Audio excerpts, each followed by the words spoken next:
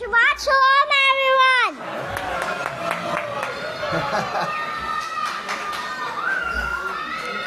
It's now my time. Shabbat Shalom, everyone. Shabbat Shalom, everyone. You may. Is it my name? I am future priest about you. Huh? I am future priest about you. I am future priest about you. And I'd like to start serving you as future. And I'd like to serve you with the priest on very soon. It's now time to start finding your future. It's now time to start finding your seeds for Sabbath services.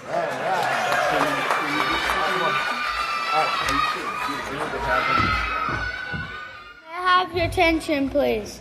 May I have your attention, please? Shabbat Shalom, everyone. My name is son of Yisrayl Mushoni Hawkins, and I'd like to serve you forever as a priest I am very soon.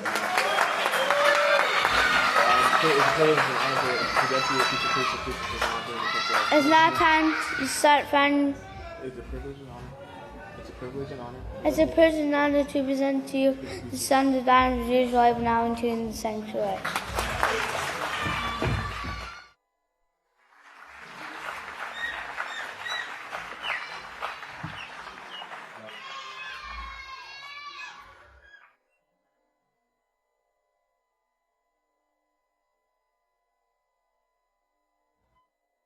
For our next speaker this morning, I'd like to turn the services over to Khan Kananya. Shabbat Shalom, saints of Yahweh. You may be seated. 4 weeks. Everybody ready? Are you getting ready? 4 weeks to the great feast of Passover and unleavened bread. And of course, Yeshua's memorial, which precedes that. I wanted to give you an accounting of something I went through a couple weeks ago. You know, we usually have a lot of pressure that builds up on us towards the feast as we get closer to it. The work picks up, the trials pick up, the test, the requests, the pressure on us pick up in that time period. And it was a couple weeks ago, and I had been going through some stress. I've been dealing with some things. It was building up to me, on me for that week, and it got to the point where that preparation day, man, I was really feeling it, you know. I was really feeling the stress on me, and I said, Yahweh, I need some relief, not from what I have to deal with, but how to get through it, you know. And praise Yahweh. And it was at the point that I felt it physically in my body, in my chest and everything, and I knew that I'd be in some trouble if something didn't occur, you know. In fact, I was driving down the interstate and I said, man, I got to pull over. I got to pull over right now because I didn't feel very well. And it was a little bit scary to me because I said, man, why am I going through this, you know? And so I got out and I kind of stretched a little bit and, you know, bent down and got the circulation flowing and then I started to feel better, and I was, praise Yahweh for that. And one thing that I had looking forward to was the Sabbath. I knew the Sabbath was coming, and so praise Yahweh. And to make a long story short, Yahweh had given me the solutions that I needed for those problems, for those stressors. Can I have that thing? He had given me the solutions to problems for the stress that I was going through. And he enabled me to realize at that time that he's in full control, right? He takes care of us when we are at our weakest point. If you look to Hebrews chapter 12, verse 11. And it says, now no chastening seems to be joyful at the present time, but grievous. Nevertheless, afterward it produces a peaceable fruit of righteousness, that is, for those who have been trained by it. No chastening seems joyous at the time. And, you know, of course, it could be very easy to look to Yahweh when our times are hard, when our times are tough, when we are going through a lot of pressure, when it seems like there's no way out, we can't see the light at the end of the tunnel. it can be easy to look to Yahweh and say, Yahweh, I know you're the only source of power. I know you can help me through this. Please bring me a way of escape in all these trials that I'm going through. But what about when we're having it easy? What about when everything is going well? What about when things are going our way? It can be very easy to forget Yahweh at that time, but we shouldn't. We should remember Yahweh in all ways and be thankful to Yahweh in prayer, praise, and deed. In fact, Yahweh gives that command in the positive law 10. We won't go there. I believe it's in Deuteronomy chapter 8. And he says, remember when you have eaten and when you're satisfied, remember to bless Yahweh your Father, right? Remember to bless Yahweh your Father, because it could be very easy to overlook the fact that he's giving you all of these blessings. He's teaching you to succeed. He's teaching you the way of life. He's teaching you how to be a successful teacher of righteousness, to teach other people the things that we have been taught. Again, remember, learn what to teach and then teach what you've learned. All right. So he says here, no chastening seems to be joyous at the time, but grievous. Nevertheless, afterward it produces a peaceable fruit of righteousness, a peaceable fruit of righteousness for those who have been trained by it. So this is an indication to us as individuals that all of this is a part of our training. All of these tests, all of these trials, the pressure that's put upon us, it's all a part of our training to make us in Yahweh's image and in Yahweh's likeness. Look over to verse 5 here. Look back to verse 5 and 6. It says, and you have forgotten the exhortation which speaks to you as unto sons. My son, do not despise the chastening of Yahweh, nor be discouraged when you are rebuked by him. When we are rebuked by Yahweh, of course, that rebuking by Yahweh can come in many different forms. It can come through counsel, it can come through our teachers, it can even be a friend, and that's what a true friend does. A true friend, they love at all time. They love you all the time. A true friend does, okay? Now, that doesn't mean that they're in agreement with your foolishness if you're partaking in it. They'll probably stand up and say, what in the world is wrong with you? Why are you doing that? You need to repent and convert to keeping Yahweh's laws. That's what a true friend will do. As the scripture says, praise Yahweh, like iron sharpens iron, a brother is born for adversity. No, it's not to be adversarial with your brother. Why are you fighting? I'm just fulfilling the scriptures. Brother's born for adversity. No, they're there to give you strength during times of adversity. Iron sharpens iron, right? It doesn't dull it, it doesn't ding it, it doesn't make it weaker. In fact, we're going to talk a little bit about iron and the strength of iron, and of course the example that the scripture gives regarding a sword. For in verse 6, for whom Yahweh loves, he chastens and scourges every son whom he receives. If you endure chastening, Yahweh deals with you as sons, okay? Sons, that is sons and daughters. Let's look over to 1 Kepha chapter 1. Yahweh brings us through all things. He brings us through all the tests and trials. I think every one of us can account for times in our lives when it seemed like there was no hope or no escape, or how in the world am I going to deal with this? And we kind of get stressed out, even though it's been, maybe 5 or 10 or 100 times we've been up and down on that same hill. Yahweh always comes through, doesn't he? Has he ever failed us? Has he ever failed you? He's never failed me, I know that for sure.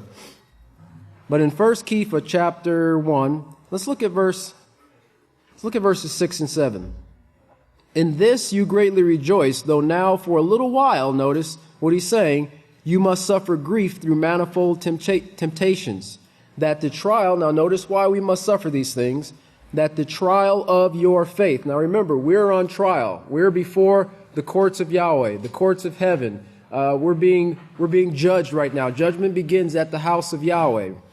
But we are on trial, and what's being tested is our faith, our complete belief in the system that Yahweh's given to bring mankind to perfection and to make mankind in his image and his likeness, because we have a job to do in taking over the whole universe and stopping the sin and suffering. Being much more precious, notice who's talking about us, our trials, the trials of our faith, us in general, being much more precious than gold which perishes, Yes, the physical gold. I mean, now it has a high value to it, of course. The world still lusts after it, and Yahweh uses it in regards to value and worthiness, and in showing how we must become the things that, if you remember how when you read about the sanctuary, the tabernacle in the wilderness, of course this was the house of Yahweh as well, the physical one that Solomon built, the temple, and there were articles that were used in the service of Yahweh.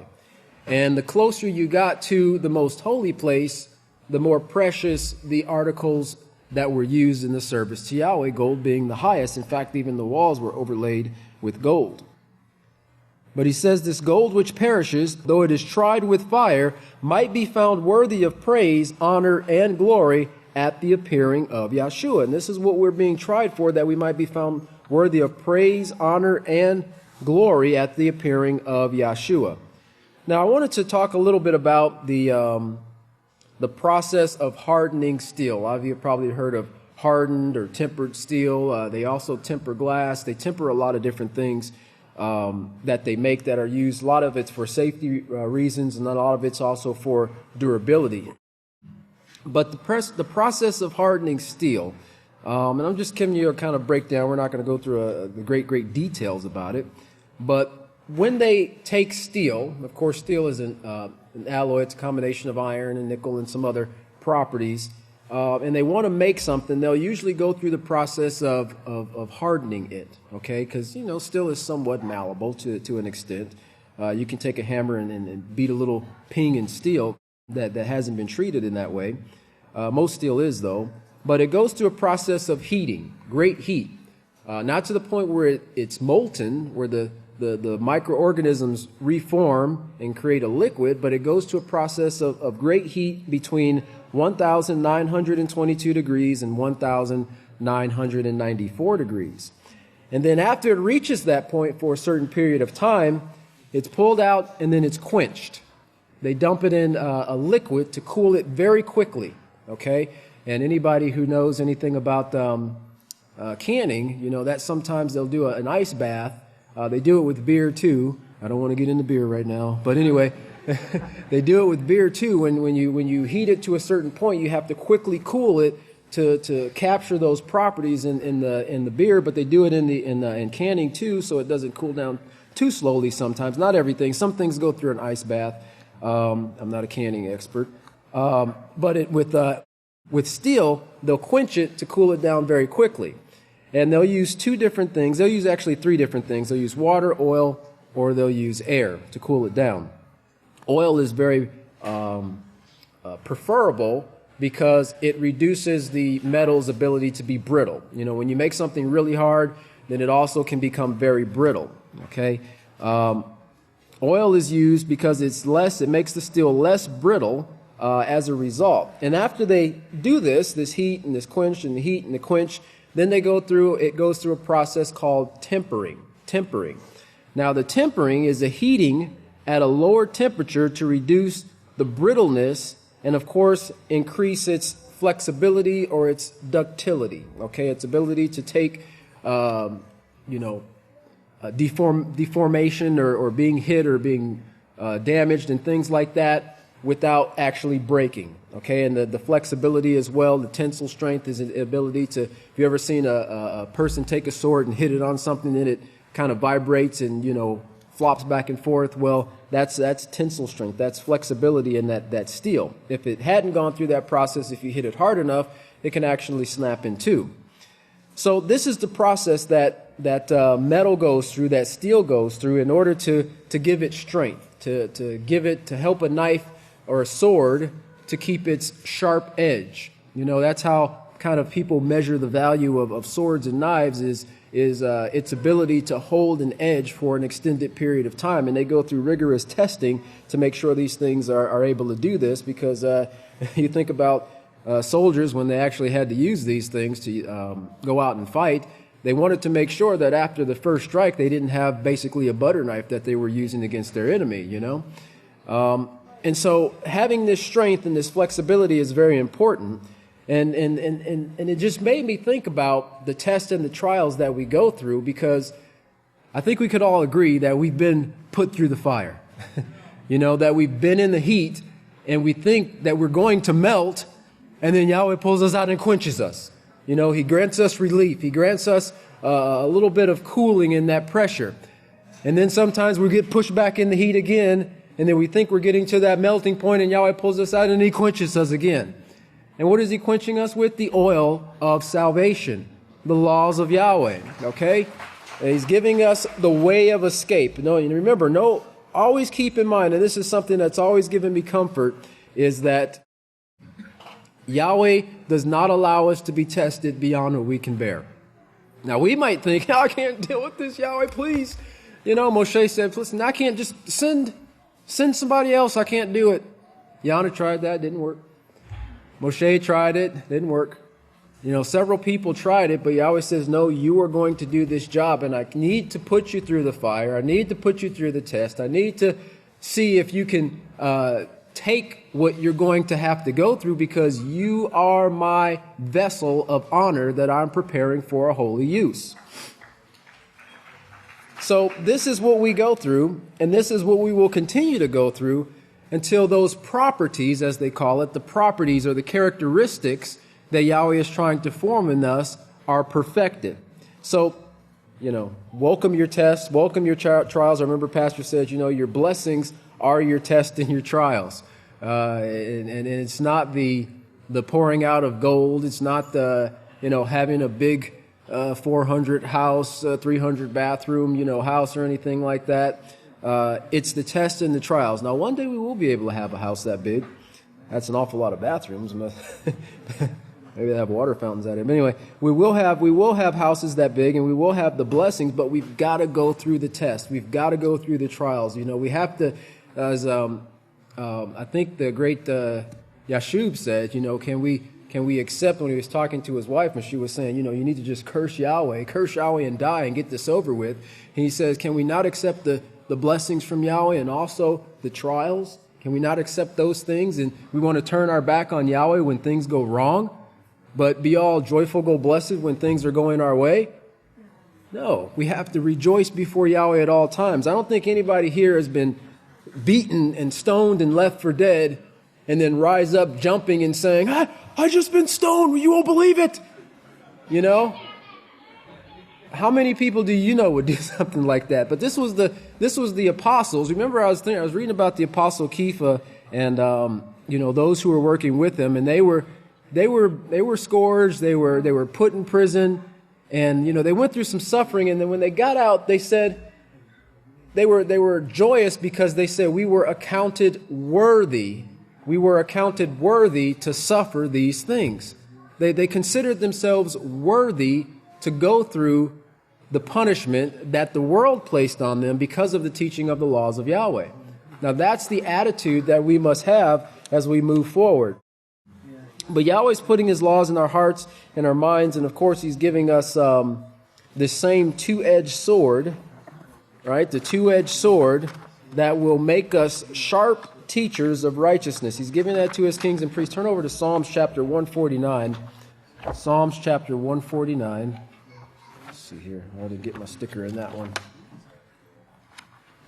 The sharp two-edged sword. Because that made me think about the sword when we were talking about that process of tempering and hardening the steel. Because they did it back in the days of our forefathers, just like they do it now. A lot of it's automated now, but the true craftsmen still do these things by hand. In Psalms 149, and look at verses 2, and we'll look at verse 2, verses 2, 4 through 7. It says, let Israel rejoice in Yahweh their Maker. Let the children of Zion rejoice in their King. Because, in verse 4, because Yahweh takes pleasure in His people. Yahweh takes pleasure in His people. He will beautify the meek, the humble with salvation. Let the saints be joyful in glory. Let them sing aloud on their beds. Let the high praises of Yahweh be in their mouths. Notice, and the two-edged swords in their hands. Now, he's speaking about the saints of Yahweh. He's speaking about the called out ones, the children of Yahweh who are called with this name. He's saying, let these two-edged swords be in their hands. Notice what it's for, to execute. Now, it's not vengeance, but it's judgments, it's teachings upon the Gentile. And that's what we're training to do, to teach the nations, to teach the Gentiles, to teach the ones who don't have Yahweh's laws. And that two-edged sword we see was given to many of Yahweh's great prophets. Let's go to Hebrews chapter 4. Hebrews chapter 4 and verse 12. It was given to the great prophets. Yeshua talked about it. The witness is given this in this time period. It's an attribute or a characteristic and authority that's given to them in order to do a job. In Hebrews chapter 4, Hebrews chapter 12, Hebrews chapter 4, and look at verse 12. This two-edged sword is going to be in their hands. It says, for the word of Yahweh, the law and the prophets, is living and powerful, notice, and sharper than any two-edged sword. Now, I don't know if you've ever seen some of these craftsmen when they make knives, and swords, cutlery, and so forth. But they put these things through some tests, and I think some of it's kind of played. It's not really necessary to see if the metal's going to, the sword or knife is going to do what it needs to do. They're just kind of showing off how sharp it is, right? And that's kind of one of the ways that knives and things like that, you get your Ginzu 2000 knife set. I don't know if you remember the Ginzu 2000? No, okay, never mind. But it was something they used to sell. They used to advertise on the television, sharpen, it'll cut this can and then it'll cut this tomato like butter. Well, tomatoes are really soft. You can't really, Anyway, that's advertising for you. But they take these knives and they'll cut through something, not just to show how it cuts, but to show how thinly they can slice it, right? Because if you have something that's got a rough edge on it, and that's the thing about swords and knives, if there's microscopic peaks and valleys in there, it's not going to create a smooth enough edge to cut. Well, the smoother that is and the less peaks and valleys you have, if you look under a microscope, you can see that, then the sharper that blade is, right? And so this is what Yahweh's laws are being compared to, sharper than any two-edged sword or a physical sword that can be used to just slice things to pieces. The laws of Yahweh are even more powerful than that. One of the things that the laws of Yahweh can do that a sword can't is bring life, right? A sword does not bring life. A sword is usually meant to, in the hands of a warrior, take life away or instill fear in someone. But it pierces even to the division of body and spirit and the joints and marrow, and is a discerner of the thoughts and intents of the heart. And this is what this is what the Spirit of Yahweh will do if you study it and you practice keeping these laws. It'll reveal unto yourself what's going on in your heart and if those thoughts are righteous, if the intentions that you have in the work that Yahweh's called you to do or towards your neighbor or whatever, if they're righteous or evil. It'll also reveal that to a person who has the laws of Yahweh in their heart, because like we've learned in the Peaceful Solution, acts are a result of the thoughts and the desires of an individual, right? So if your thoughts are righteous, your actions will be righteous. If your thoughts are evil, your actions will be evil. So keep that bundle of information there with you in your mind, and let's move forward here and talking about value, because in all of that, how does that add and build up to your value as an individual? Your value as a son or a daughter of Yahweh, a king or a queen, a priest, a priestess, a deacon, a deaconess, whatever it is, whatever your position, your place in the house of Yahweh is, we know, as we're taught in the Peaceful Solution, and we teach others this, that everyone has value. But it is possible now to increase your value and your worth with Yahweh, okay? And I don't mean that, as measured by the NASDAQ or the stock exchange or anything like that, but your value in your ability to be of greater service to others. And I remember Pastor saying a long time ago when he was reading the scriptures and he realized that this, what the prophets were showing, this is what he was going to, the office that he was going to be given and what Yahweh has given him now and so forth. And he said, I've never boasted and lifted myself up, but like Yeshua, he never did that either. But I saw when Yahweh said that this was my place, this was going to be for me, and I'm paraphrasing here. He says, I wanted that office because I knew that I could be of better service to other people in that capacity, right? And the mindset was on service. Again, as a man thinks, so shall he become, is Proverbs 23:7. As he thinks, so he is. And he thinks on righteousness. He thinks on service. Pastors, anybody would ever tell you that man is selfish, or he only thinks about himself, or he doesn't care about this, say, "Get behind me, Satan." Just tell him, "Get behind me, Satan." Everything that pastor does is for the building of Yahweh's house. And then not just these beams and the pillars that are in here, but you, each and every one of you, and I don't have to go through this, you all know this, are members of this house. We are the house of Yahweh. House means family, the family of Yahweh. And he's building Yahweh in us so we can be like Yahweh to him as he is Yahweh to us. But we know the definition from the Peaceful Solution in regards to the word value, something that's important and worthwhile. It's important to us. It has value.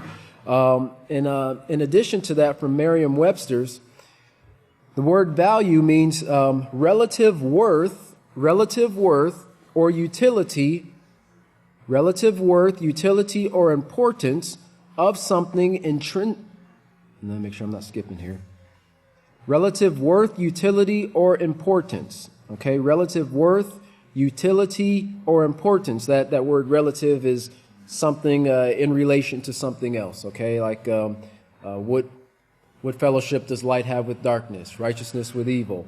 In 1 Yochanan 3:7, we see the children of Yahweh and the children of the devil are manifest. So we see how our worth is in relation to those who practice evil. Okay. Something intrinsically valuable or desirable, such as principle or quality. And of course, principles refer to rules, right? Rules or principles. It says, or a standard of great behavior or fair dealing, a basic truth that explains, or controls how something works. Okay. And so this talks about value. And of course, relative worth or utility. Now, of course, our relative worth or utility is measured by righteousness. And for time's sake, remember when Yeshua was talking about Yochanan the immerser, and he said, and what did you go out to see? A prophet, this. He asked him all these questions, and he said, a prophet, he said, and much more, because this was he who was spoken of.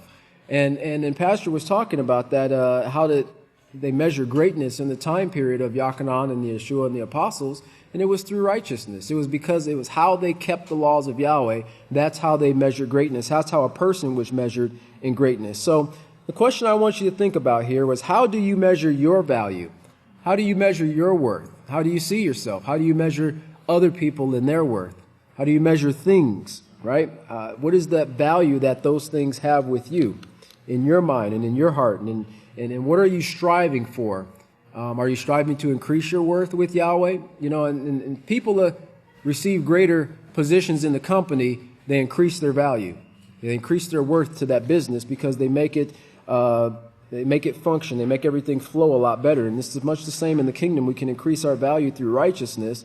And Yahweh, of course, He'll give us greater rewards. I'm trying to see what I want to chomp out here. You always are afraid that you won't have enough material, right? And then you have to end up pushing yourself away from the table because you're full. I have too much. Let's see here. Corinthians, 2 Corinthians. I think that's the scripture I want to go to. Yeah. 2 Corinthians.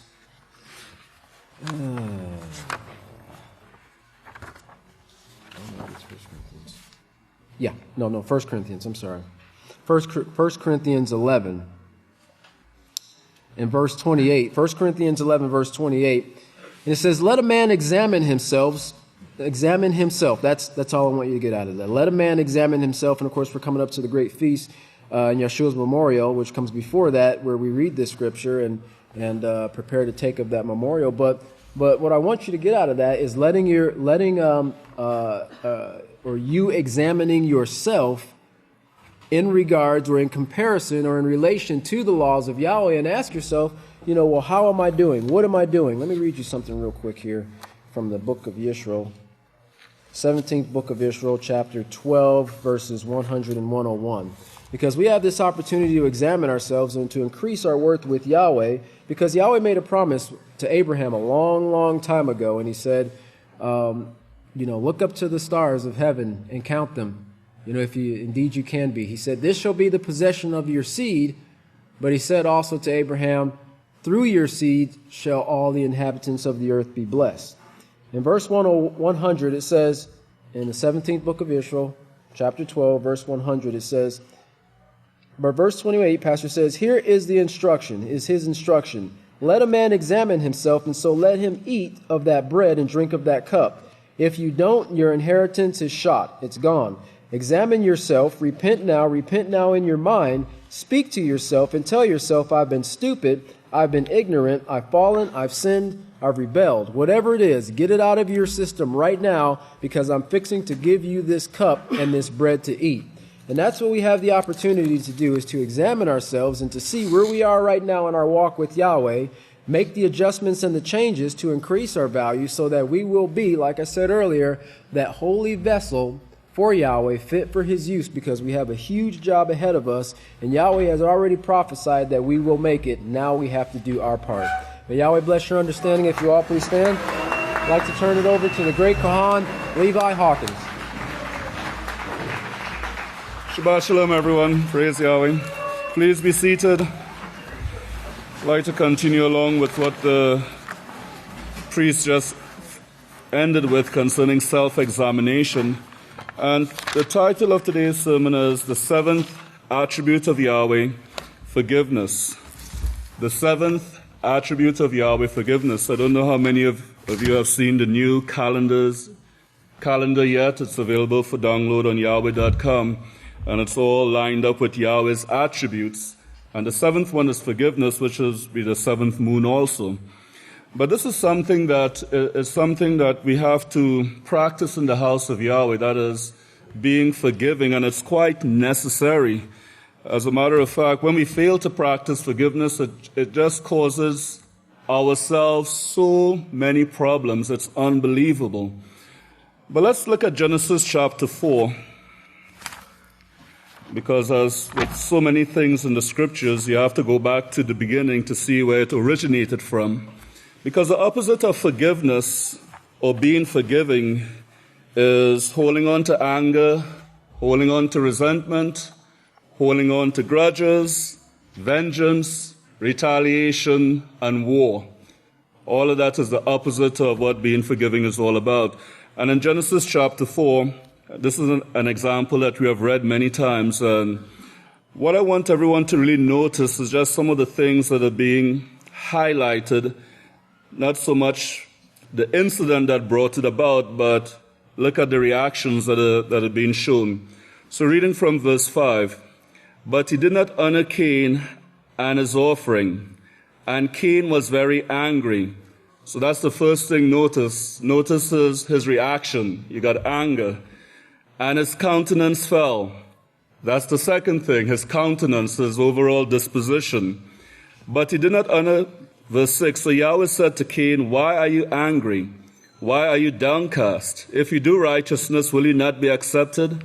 And if you do not do righteousness, sin is crouching at your door. The desire to sin is with you, but you must overcome it. And he's showing that some of the results of Cain's attitude, his actions, and so forth, these were things that Cain had to work on and overcome. Let's continue on to verse 12. When you work the soil, so we know what took place in between. Cain ended up killing his brother. When you work the soil, it shall no longer yield its strength to you. You shall be a fugitive, and you will be ever searching for peace on the earth. Ever searching for peace. And Cain said to Yahweh, my punishment is greater than I can bear. Surely you have driven me out this day from the face of the ground. I shall not be seen by your face. I shall be a fugitive and a vagabond on the earth, for there shall be continual war, vengeance, and retaliation. So you see the pattern that is set here, a pattern of war, a pattern of vengeance, a pattern of retaliation, but he could see where it began. Now, I would like to read verses 5 and 7 from the Amplified Bible. So Genesis chapter 4, reading verses 5 and 7 from the Amplified Bible, and it says, "But for Cain and his offering he had no respect. So Cain became extremely angry, indignant, and he looked annoyed and hostile." Now, these are the attributes of Cain.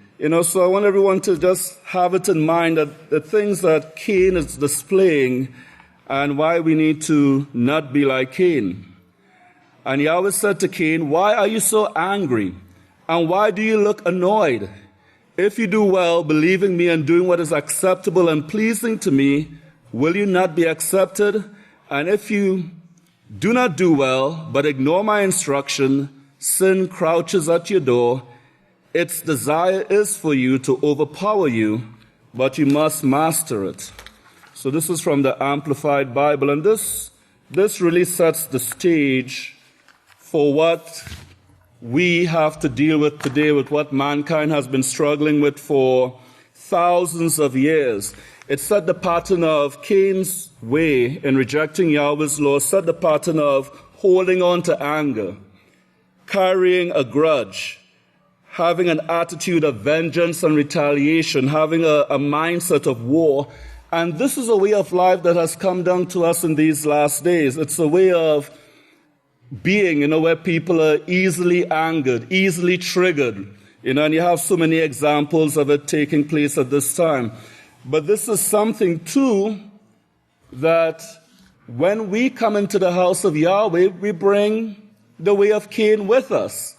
We have that same mindset of wanting to hold on to anger, wanting to be resentful, wanting to be angry, wanting to carry on wars and retaliation and vengeance, holding on to bitterness and so forth. And Yahweh tells us these are the things that we have to overcome. Now, let's turn to Exodus chapter 34. I'll get more into it, because the only way that we could prevent ourselves from becoming like Cain or overcoming the things that was set forth in Genesis is to practice forgiveness. There's really no other way to overcome grudges, hatred, resentment, holding on to anger. You have to practice forgiveness. And this is one of Yahweh's attributes. As a matter of fact, it is his seventh attribute, and it's found in Exodus chapter 34, verse 7. If you look on page 73, you see all the attributes of Yahweh listed, starting from Almighty and going all the way down to forgiving. And in verse 7 you read, "Keeping mercy for thousands, forgiving iniquity and transgression and sin, but by no means leaving unpunished those who are guilty," and so forth. But notice, Yahweh forgives iniquity, Yahweh also forgives transgression, and Yahweh also forgives sin. And we in the house of Yahweh, we are building Yahweh's character. So it's upon us to become like Yahweh, to have these same attributes that Yahweh has. Now, if you look at this verse carefully, you will see that there are three things that are being identified that Yahweh forgives. They're similar, but they do carry different meanings, so they address different things. So you have iniquity being one of them, and just for the sake of time, I'll just give you some rounded definitions of it. So iniquity, we know it's pushing aside the law.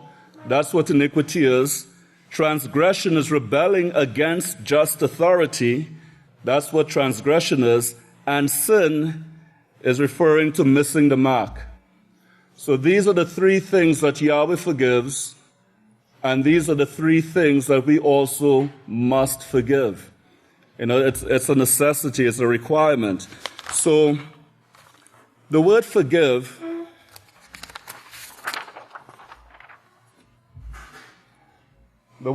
is 5375, and you see the word forgiving, and this is from the King James Version, and you can see that it's the Hebrew word nasa, N-A-S-A, and that has been covered many times before, but part of the definition is, I'm just going to read the highlighted portion. It means to lift, bear up, carry, take, and of course it means to forgive. So when you practice practice forgiveness, or you practice forgiving someone, it means that you're taking something off of you. You're taking a burden off of you. You're no longer shouldering a load. And if you think about confessions and why we confess in the house of Yahweh, that's part of the reason.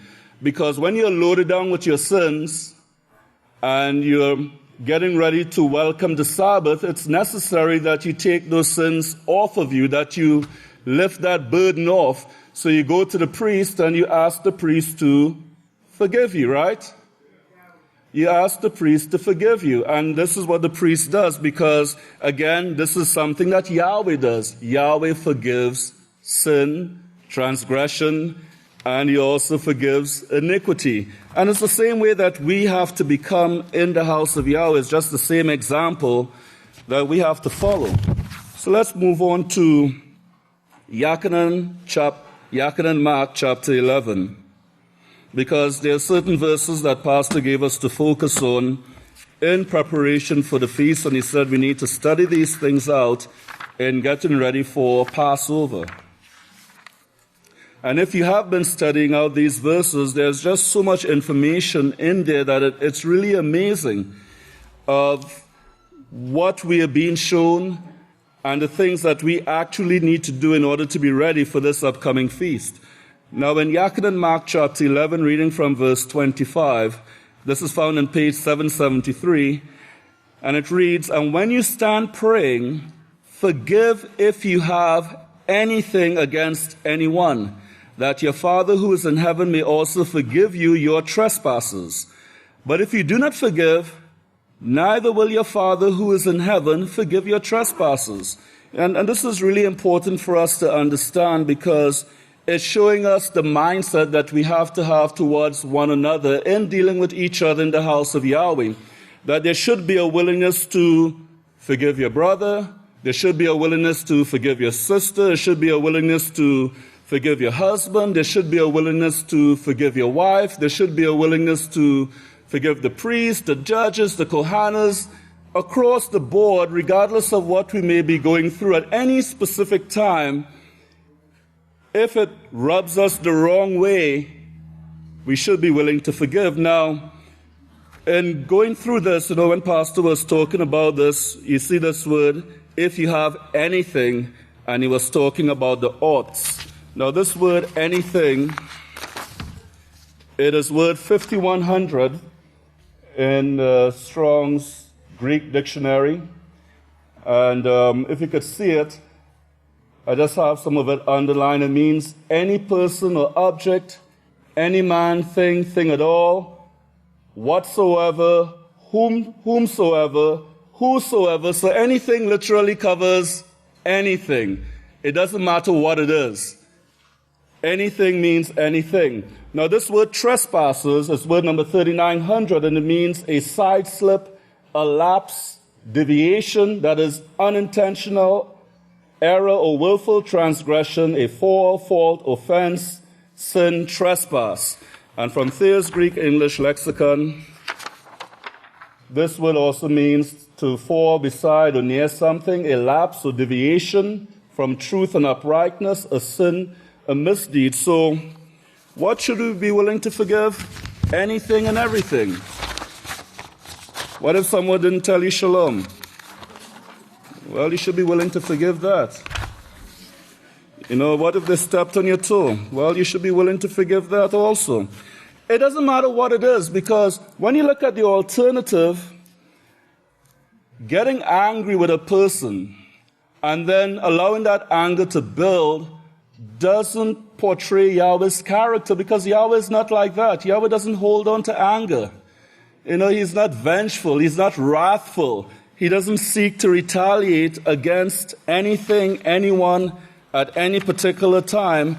And that's what we're here for. We're here to build Yahweh's character. So we have to practice these things. So anything is anything. If someone has offended you in any possible way, we must be willing to forgive them. It doesn't matter what it is. Our key concern is building Yahweh's character. That's our key concern. That's what it's all about. Otherwise, again, on the other hand, what we'll be holding on to grudges. We'll be holding on to anger. We'll be holding on to resentment. We'll get bitter towards that individual. And then in many instances, when we are suffering in dealing with one another and someone is probably stepping on your toes so repeatedly that your toe is this big because they have just stepped on that. Somebody raised their hand there.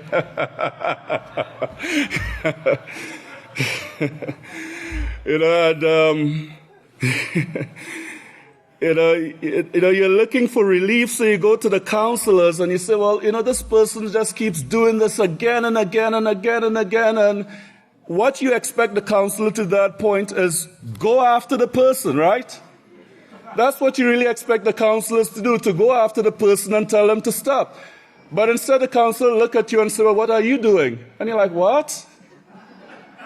They're stepping on my toe and you're asking me what I am doing? They're the ones at fault, not me.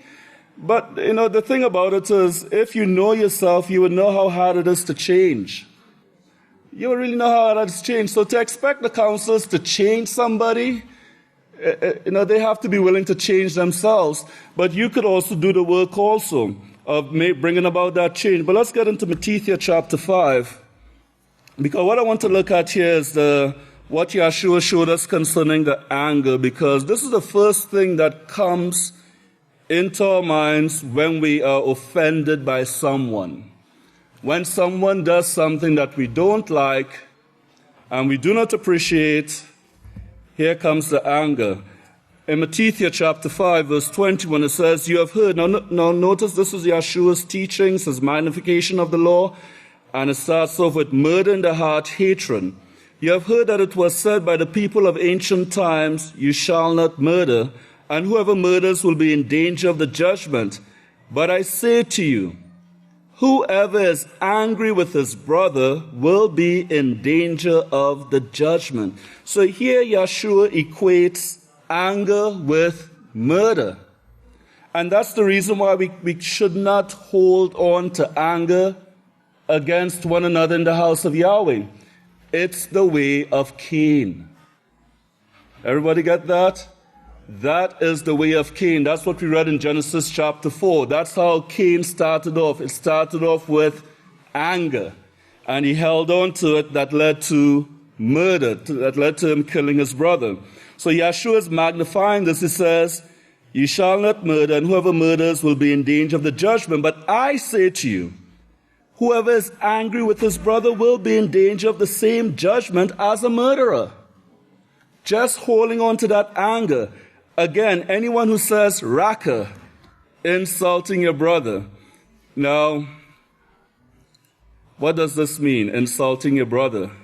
Well, it means exactly what is written there. When you look up that word raka, it's a term of insult. It's calling someone empty-headed. That's what that word actually means. When you say the word raka, you're calling someone empty-headed. Now think about all the insults that you could hurl at your brother, all the insults that you could hurl at your sister, and that's what this word is covering.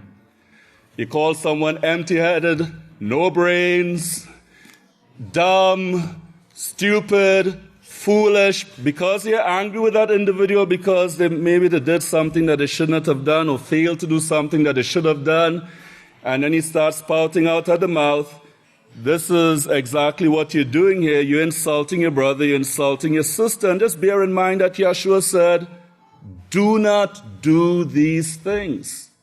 Don't do it. Don't do these things. So again, anyone who says raka, insulting your brother, will be in danger of the Sanhedrin. But whoever says nabal or nabal, desire them to fall away, will be in danger of the fire of Gehenna. And what Yahshua is showing is how it progresses. It starts off with what's going on with the anger, then it's out of that anger, here comes the insults, and then eventually it comes to the point where you don't want to be around that person. You would that person was not in the house of Yahweh because now they have become such a stumbling block to you. So in other words, the mindset is that you really hope that this person would fall away, would leave the house of Yahweh. That's what's going on. Those are the steps that it leads to. It starts with the anger, here comes the insults, and then here comes the desire that I would that this person wasn't here. And that's what Yahshua is showing, that, this shouldn't be so among us. Therefore, if you're offering your gift at the altar and there's something that your brother, and there you remember, that your brother has something against you, and remember, this is anything. It doesn't matter what it is. Whether they have something against you or you have something against them, leave your gift there before the altar and go first and be reconciled with your brother. Well, before reconciliation, before you can be reconciled, you first have to be forgiven. You first have to be forgiven. And I know for all of us who do our confessions, that's the first thing that you ask for.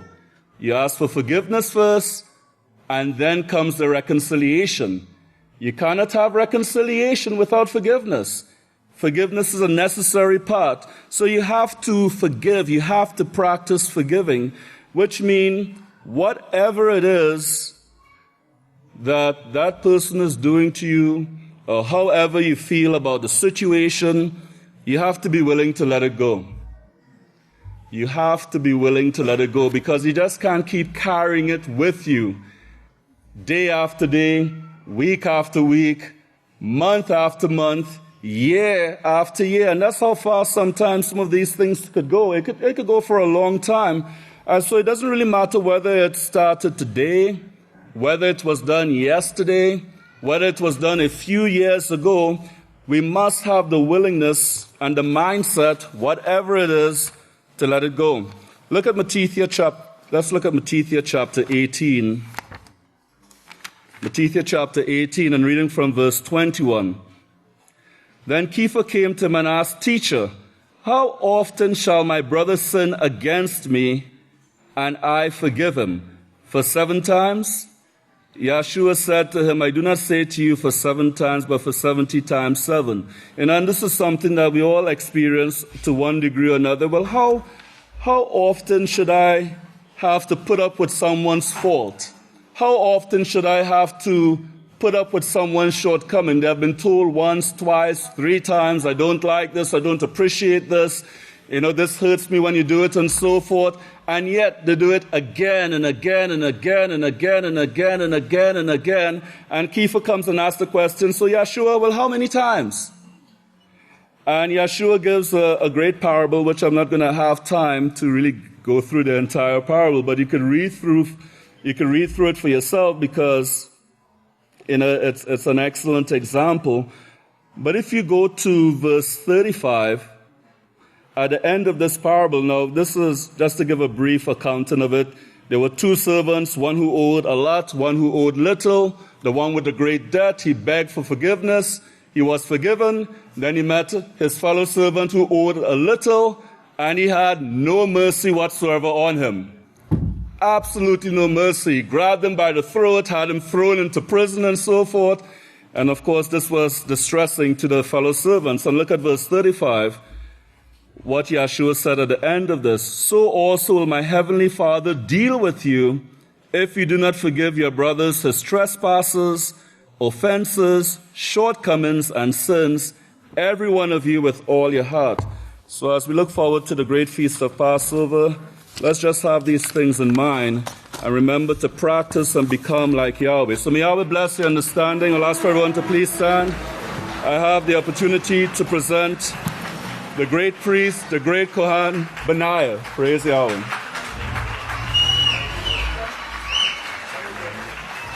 Shalom, everyone. May the peace of Yahweh be with you. You all be seated.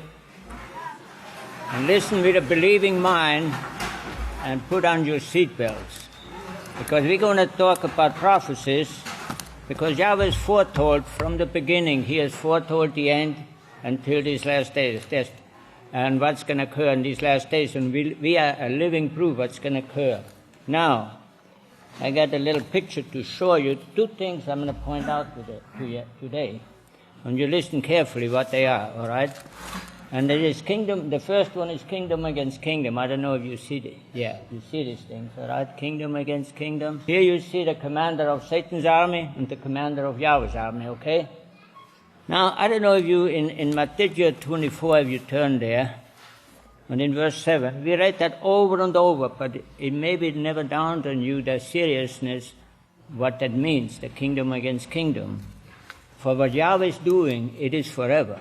It is not a temporary calling. He called you out, He called us out to His kingdom, to be in His kingdom, to train us, all right? And there's only one calling, and here, the way it's going here in verse 7, 24 verse 7 Matthew, all right? It says, for nation will rise against nation, kingdom against kingdom. Now these nations are called kingdoms, but they are not of Yahweh. They have been taken captive by Satan, all right? Now, when Yahweh calls us to His kingdom, He says, come on out from among them, all right?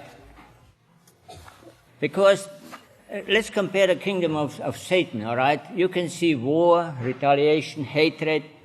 It's getting from bad to worse. And Yeshua said in this last generation, it will be 7 times worse than it was before. Now, how worse is that? Mankind has actually gone mad because of the teaching which they received from the gates of hell, all right? From the teaching contrary to Yahweh's kingdom. All right, so now they have gone mad. All nations, you can find that in Jeremiah 51, verse 3 or 4, somewhere around there. You can check it out. All right, now what does Satan to represent? War. They're teaching war from the beginning to the end. All right, and at the end result of it, Satan has turned every man against his own brother or sister. And that's what it means to have gone mad, all right? And this is the maddest of all. And there is no peace, not even within yourself, in your family, in your neighborhood, and in the nations. The nations are angry, and they're getting ready now to finish it off with nuclear war. All right, now, Satan, that's Satan's kingdom. And they teach you there, you go into the schools of higher learning, and you're preparing actually to think different the way we ought to think, you know. So, but Yahweh province says His kingdom, He represents life everlasting. We not even know what that would be. Peace forever. All right, and Yahweh says, I'm healed, no more sickness, no more death. Look how many people are sick and dying. Why? Because of this confused teaching. What I want to point also out is Satan, her craftiness. In the beginning, Satan was more crafty and subtle than all the other people, the beasts. He called it beast, that's why I call it a beastly system. She's so subtle that you not even be aware that she can use you. Yahweh calls to His house about, many will be called, but few will be chosen. Why so few will be chosen? Yahweh set before us life and death, all right? See, He set before us life and death, and people, He gave instructions so to walk and learn the ways of life. But many, for some reason, choose to leave. 3 out of 4, if you read the parable of in Matthew 13, and there it explains to you that Yeshua spoke in parables to the people. And if you read it real close and carefully, so that Satan does not have you by the tail and drag you out of here. People, 3 out of 4 are falling away from the house of Yahweh. Why is this? Did it ever dawn on you? And they choose for themselves. Nobody put them out. They choose for themselves not to believe. You know, when I came to the house of Yahweh, I asked, you know, give me one truth, take all things away. One thought came to my mind, remember the Sabbath. One thought. It was so powerful, it just floored me there. It was so powerful, it was remember the Sabbath. The Sabbath alone will not do it, all right? But it was so powerful, it's still burning like a star, and it consumed my whole life. That was the beginning. Sabbath, then, you know, you got to find the man who keeps the Sabbath, right? And you could find a neighbor, oh yeah, we keep the Sabbath too, read it, but that's not to keep the Sabbath, all right? So I had to look around. The scripture says, you know, you have to put it together, the scripture. They were written here a little, there a little. Then I read, you got to seek the place where Yahweh has chosen His name. I didn't even know nothing about His name. So where is that place? All right? Then you gotta go, and there you gotta have a priest, and he will teach you the work you must do. You get it?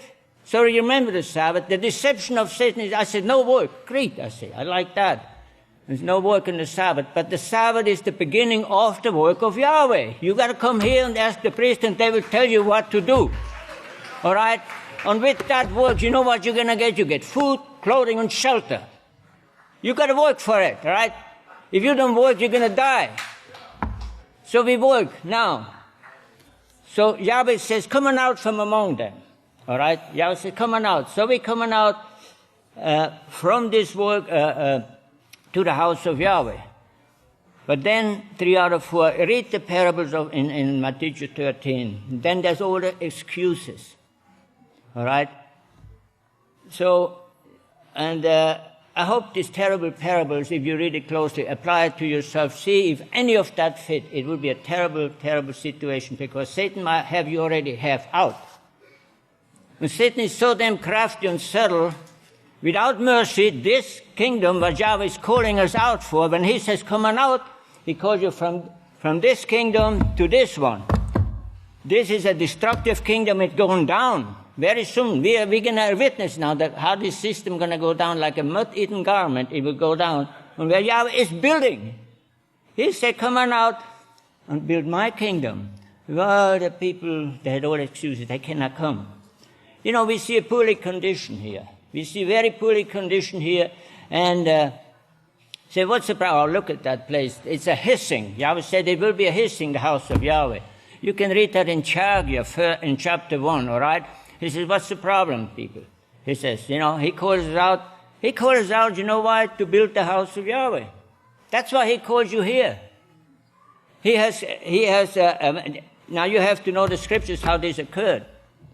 He had to raise up a man. A man, his name is in there. It is written, and it's called the branch. And his name is in there. You can look for it, all right? And then in Zechariah, okay? In Zechariah, he says, in 6, he says, well, he says, this is what Yahweh says, behold, the man whose name is the branch, he will branch out from this place, and he will build the house of Yahweh. Now turn it over a little bit. In verse 15 it says, and they who are afar off will come and help to build the house of Yahweh. You see you're calling here?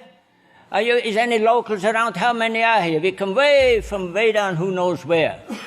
And what we're doing here, we're building, try to help to build the house of Yahweh. That's the reason you were called here. And look at here, and Yahweh wants us to make servants to all. He's training us for that. Now here we come home, we're freezing, everything is lacking, the work order's overloaded. You know why? 3 out of 4 leave. They choose to leave. That's why we're in a poor, miserable condition. We could be better off than Solomon. Yahweh has showed us these things here. Act like the sons and daughters of Yahweh, like future kings and priests, all right? We have to act like that. Yahweh's word is living in us. If we accept Yahweh's righteousness, He is with you. He will never leave you or forsake you. He will heal all our sickness and diseases. Why is it that 3 out of 4 still choose to go out there and build the devil's kingdom, which is going down the drain? We got plenty of work here. There is a work you're never going to get fired here. And that work will provide your food, the best of all food. Your best of all clothing and dwellings. That is waiting for us. We could have it already here.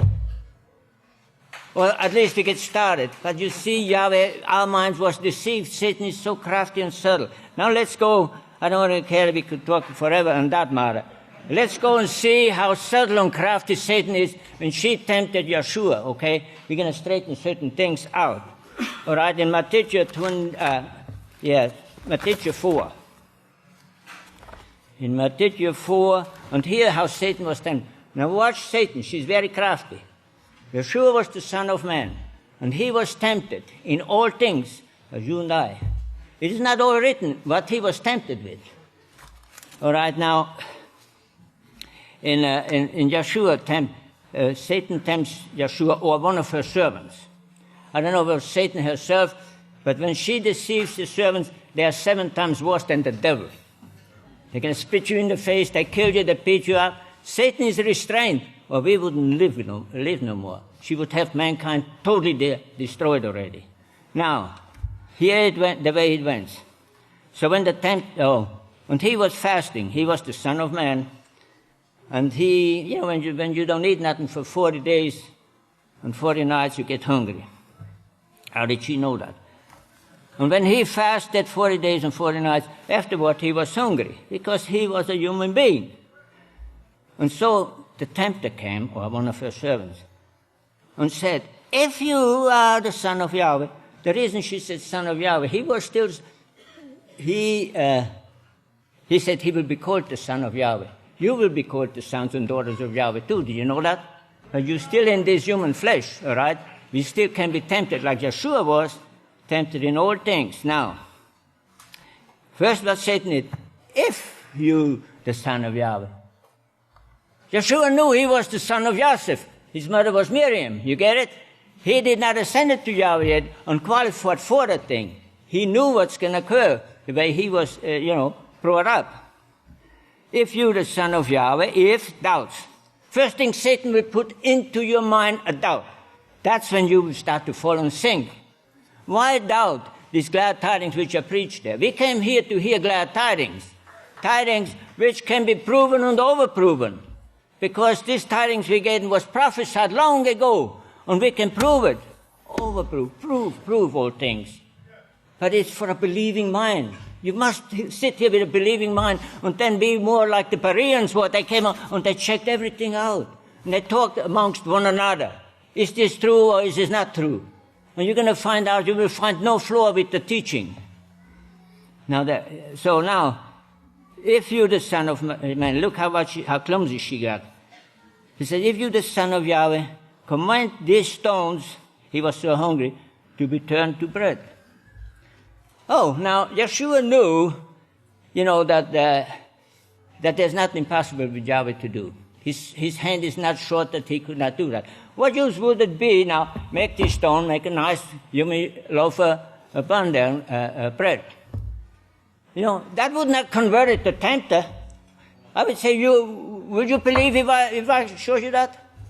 No. But he says, you know what Yeshua answered? He said, so, now I'm going to explain that the stones, how it can turn to bread. Okay. But he answered, it is written. He didn't say it's in verse here, on chapter so-and-so.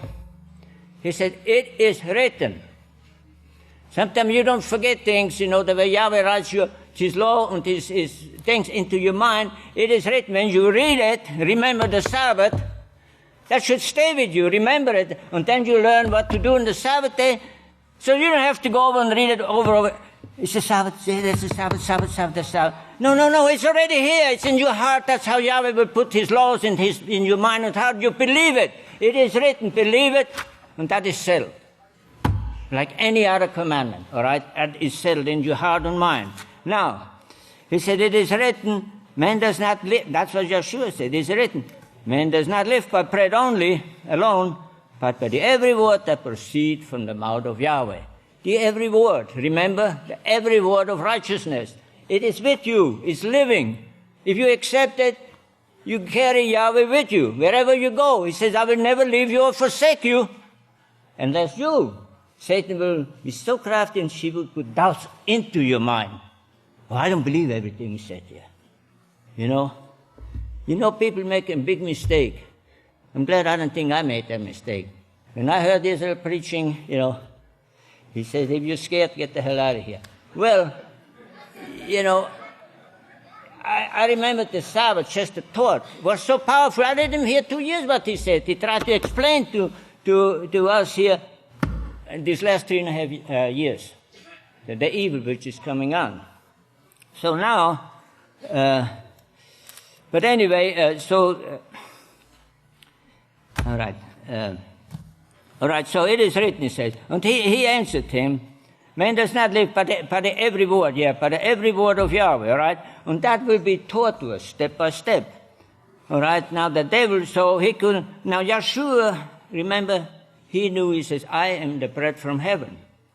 Yeah, he could make the stones bread. We as living stones come in here, and we've been taught to be the bread from heaven, which is the law and the prophecies. You have it in you, and you are the bread of heaven, and you can share it with whoever longs for it, okay? In abundance, you can share that with others, all right? And you will very soon, all right? Now, that was one part. Then the devil, that didn't work, all right? And then the devil took him up in the holy city, on the pinnacle and the sacred principle of the house of Yahweh. And he said, if you, the son of Yahweh, Yeshua knew he was the son of man. If you, the son, he will be called son of Yahweh after he qualified. If you, the son of Yahweh, throw yourself down, he said. For it is written, he will give his Malachim charge concerning you to keep you all the way. Listen to that now. Keep you in all your ways. And they will bear you up in your hands, and you should strike, if you should strike your foot against the stone. All right? Now, if you throw yourself down, when you throw yourself down, you fall into sin. A sin is sin. A little sin is just as bad. The soul that sinned, it will simply die. All right? Now, if you, the son of Yahweh, see the doubt. So he will give his Malachim charge over you. So in other words, if you fall down, he took him up on the pinnacle. Now you think Yeshua was stupid, he's going to throw him down. There's a Malach standing there. Oh, come on, I catch you. And you come on down and says, holy, hoo-hoo. Down you go. Yeshua was not stupid. This clumsy attempt, all right? That sounds funny, but you see, when you fall down, all right? How did you have fallen from heaven? How you have fallen from the kingdom of Yahweh, Hillel? She fell. Yes, sin will make you fall. It makes you stumble. But listen what it said here. Throw yourself down, for it is written, he will give his Malachim charge over you, all right? And you know where he found that? In Psalm 91. Everybody likes Psalm 91. We are in the time when Yahweh has a work, Psalm 91 comes alive. All the scriptures come alive when Yahweh has a work like he has in these last days. How will give he his Malachim charge over him? It's not that, in a Christian teaching or in teaching, you have everybody got a guardian angel amongst them. The children, they have plenty of guardian angels. That's why the children get butchered, get aborted. And they have a guardian angel. They must be sleeping or stupid, not to protect the child or anybody, You see, he says he will give his Malachim charge. Now look how he will give his Malachim charge over you, all right? Look in Psalm 91. He must have got it from Psalm 91. All right, that's where it was written. But his Malachim will give charge over, they will keep you in all your way, all right? They will bear you up in the hands if you should strike your foot or dash your foot against the stone. Now, you're not going to be stupid. The stone, the house of Yahweh is the great rock. Right? You come over here and say, I don't like the house of Yahweh. Boom, go ahead. Kick your leg there in the column over there in the rock. You see how stupid that would be. Where was the Malach to stop you there? No. We as living stones coming to the house of Yahweh. We're building the spiritual house. He's building the true house of Yahweh. As stones, if you kick your foot, the guy might kick back, or your fist, or the biggest danger is your mouth. You kick your mouth. You shouldn't speak against the teaching of the house of Yahweh, against the big rock of Abel, all right? You speak against this. That's how you dash your foot. You see, that's the meaning behind it there. Yeshua was not stupid. He will not speak against the teaching in the house of Yahweh. All right? He said to the Pharisees, scribes, he says, do what they tell you, but don't follow they are hypocrites. They tell you what is true, but they themselves will not do it. However, so you strike your foot against, your mouth against the stone, against the man, your brother or sister, all right? You speak evil, even a stranger. You don't speak evil about anybody or use foul language or curse him. You don't know whom Yahweh is calling. He's calling us out as living stones. We come here to be healed, and Yahweh will heal us. Very soon you're going to see the joy, but that's another thing. So now, if you strike your foot, he will give his malachim bear you up. Yahweh makes his ministers. He sent the malach. Yeshua said, I will send my malach into the house, congregation of the house of Yahweh. And there he will teach. And there he will ordain. All right? He will ordain other priests who are capable of teaching these glad tidings. These are the malachim. These are the malachs. These are not invisible beings. These are human beings talking to one another. All right? With the knowledge, with the authority from Yahweh. You understand? So now, if you strike that, your foot against the stone, or your fist, or your mouth, the mouth is the danger, all right? You don't put nobody down, you lift them up, all right? So this way, but if you do that, if you be foolish enough, hold your mouth before anything else comes out.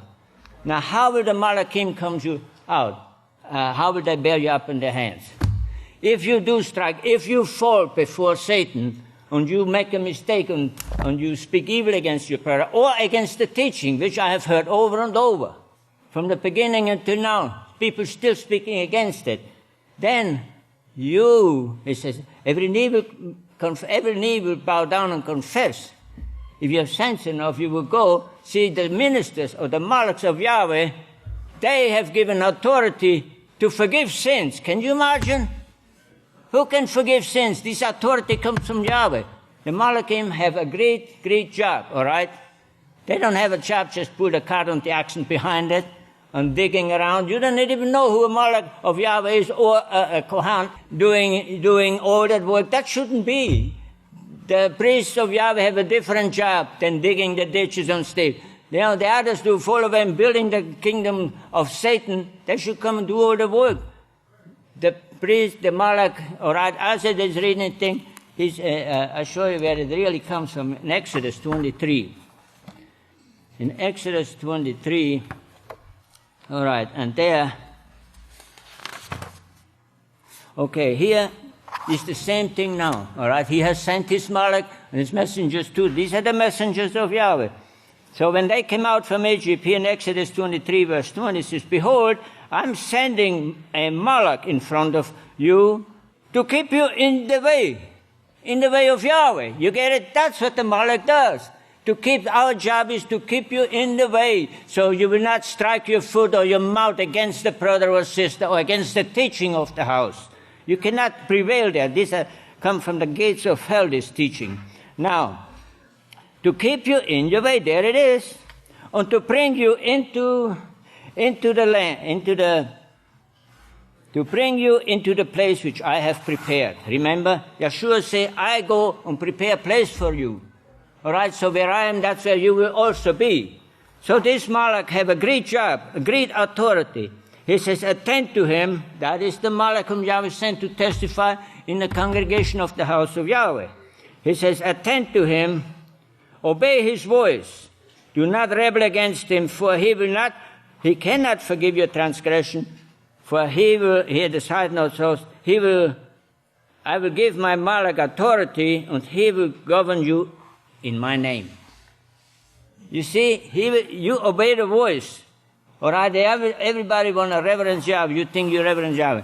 For my malach will go ahead of you to bring you into the land or into the place. Yeshua say, I go and prepare a place for you so that you'll be there forever. Now, these malachs, they have a thing to keep you in your ways. So be careful when you talk, because you don't know who these kohans or malachs are there, all right? And they work with you. The world will never recognize a kohan or the authority of Yahweh. And the great authority, and if you transgress your mouth against them, maybe curse them or speak stupidly against them or a kohanis or whatever, you need to go confess.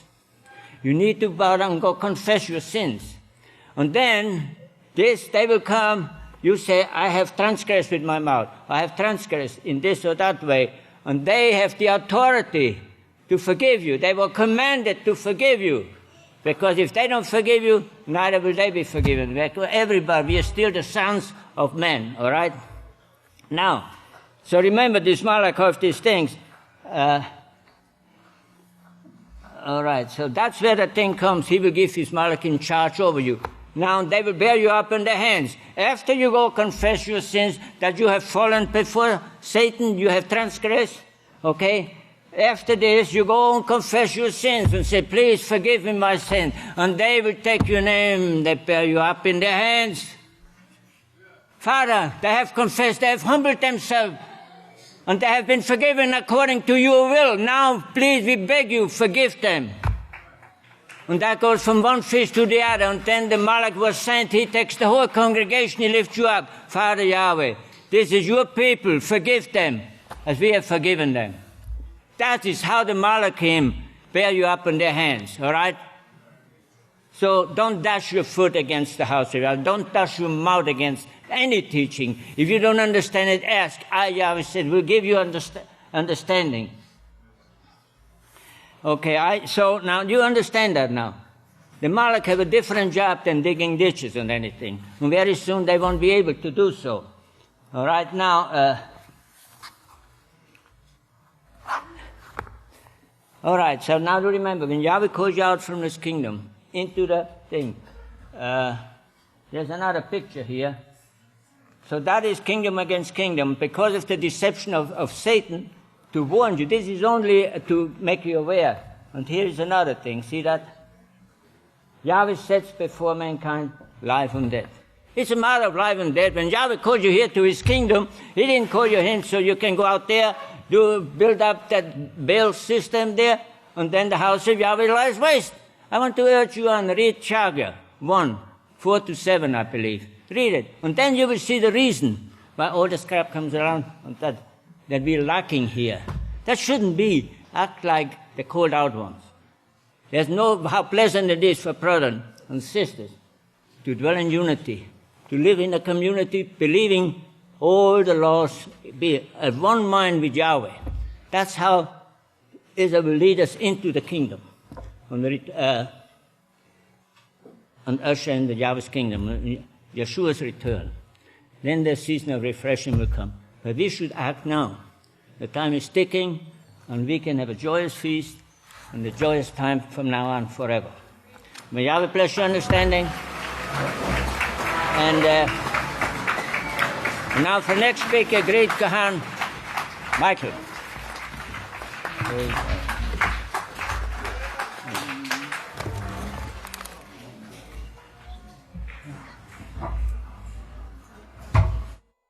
Shabbat Shalom. Please be seated. Thought I might need a fire extinguisher on this podium after that, huh? Man. By the way, my name is Michael Hawkins, and I want to serve as a priest very soon. Hey, let's go to Exodus 20. Exodus 20. We're going to cover something today, some correction on something. So I hope everybody pays attention. Not because, because we need it. In Exodus 20, it's on page 61. Exodus 20, let's go at verse 19. Verse 19. Then they said to Moshe, well, no, let's go to verse 18. Verse 18 here. All the people saw, now this is when Moshe and the people were together, and all the people saw the thunder and the lightning, and heard the shofar, and saw the mountain and smoke. And when the people saw it, they stood at a distance and trembled. Now we know the shofar is the blowing forth of the message of Yahweh, and the mountain, of course, being the house of Yahweh. But notice the people stood at a distance, and they trembled, okay? In verse 19, then they said to Moshe, you speak with us, and we will listen. But do not let Yahweh speak with us, or we will die. So it's kind of like they saying, trying to thinking that they can change Moshe's mind, that, hey, look, he'll be easier on us if he just talks to us as a man, and, he'll be more lenient with us.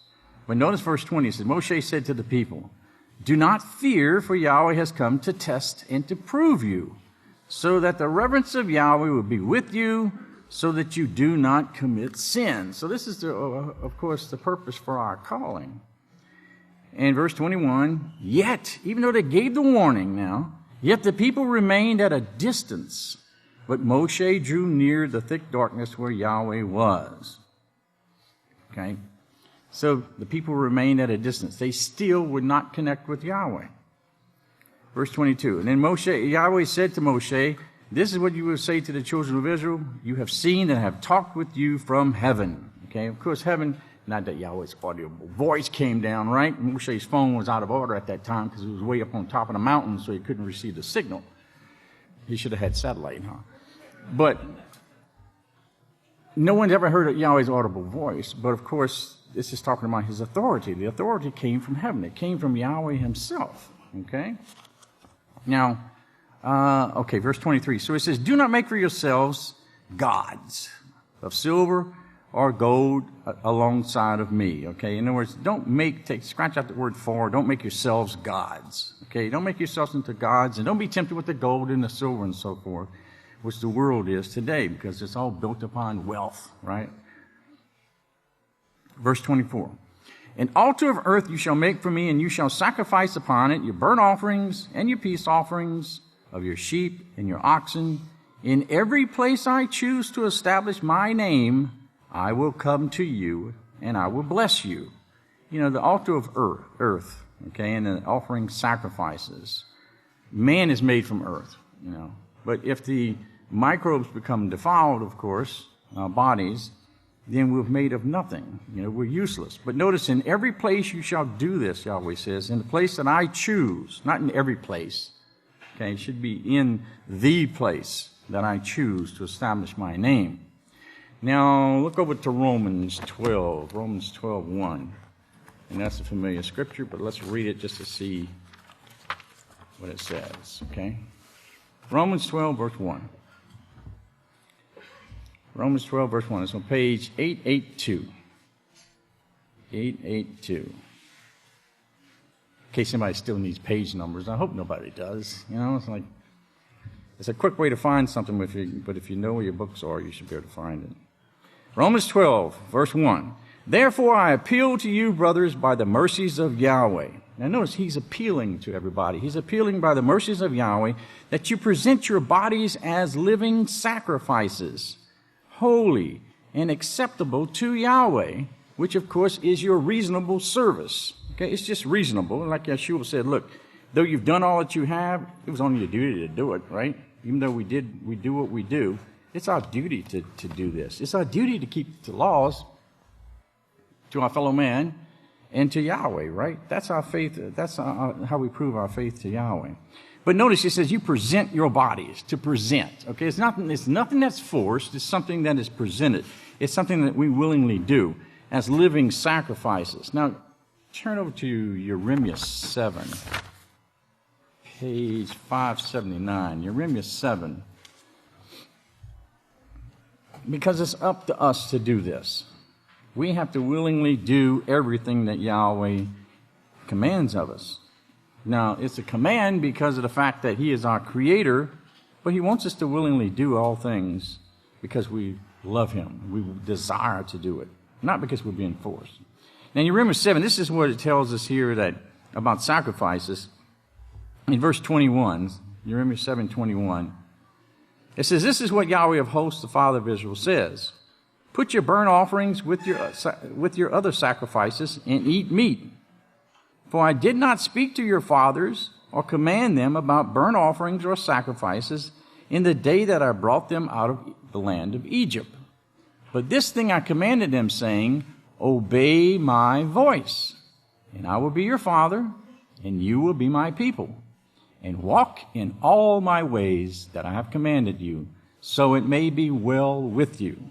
So we see here that sacrifices was not something that Yahweh gave in order for it to really make a person perfected and so forth. But the thing was, it was simply a reminder, because remember, it tells us in Hebrews 10 that, you know, the animal sacrifices, the blood and so forth, could never forgive sin. It was just simply a reminder, okay? So he gave these things as reminders to the people, because remember, he was dealing with a stiff-necked and rebellious people, right?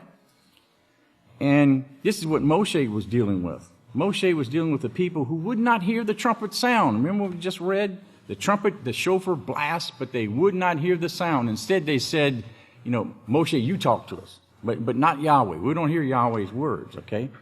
But in these last days, you remember Revelations 10:7 says, Yahweh says that the seventh Malach, when he begins to sound, when his trumpet sounds, this last trumpet, the seventh trumpeter, there will be a people who will hear.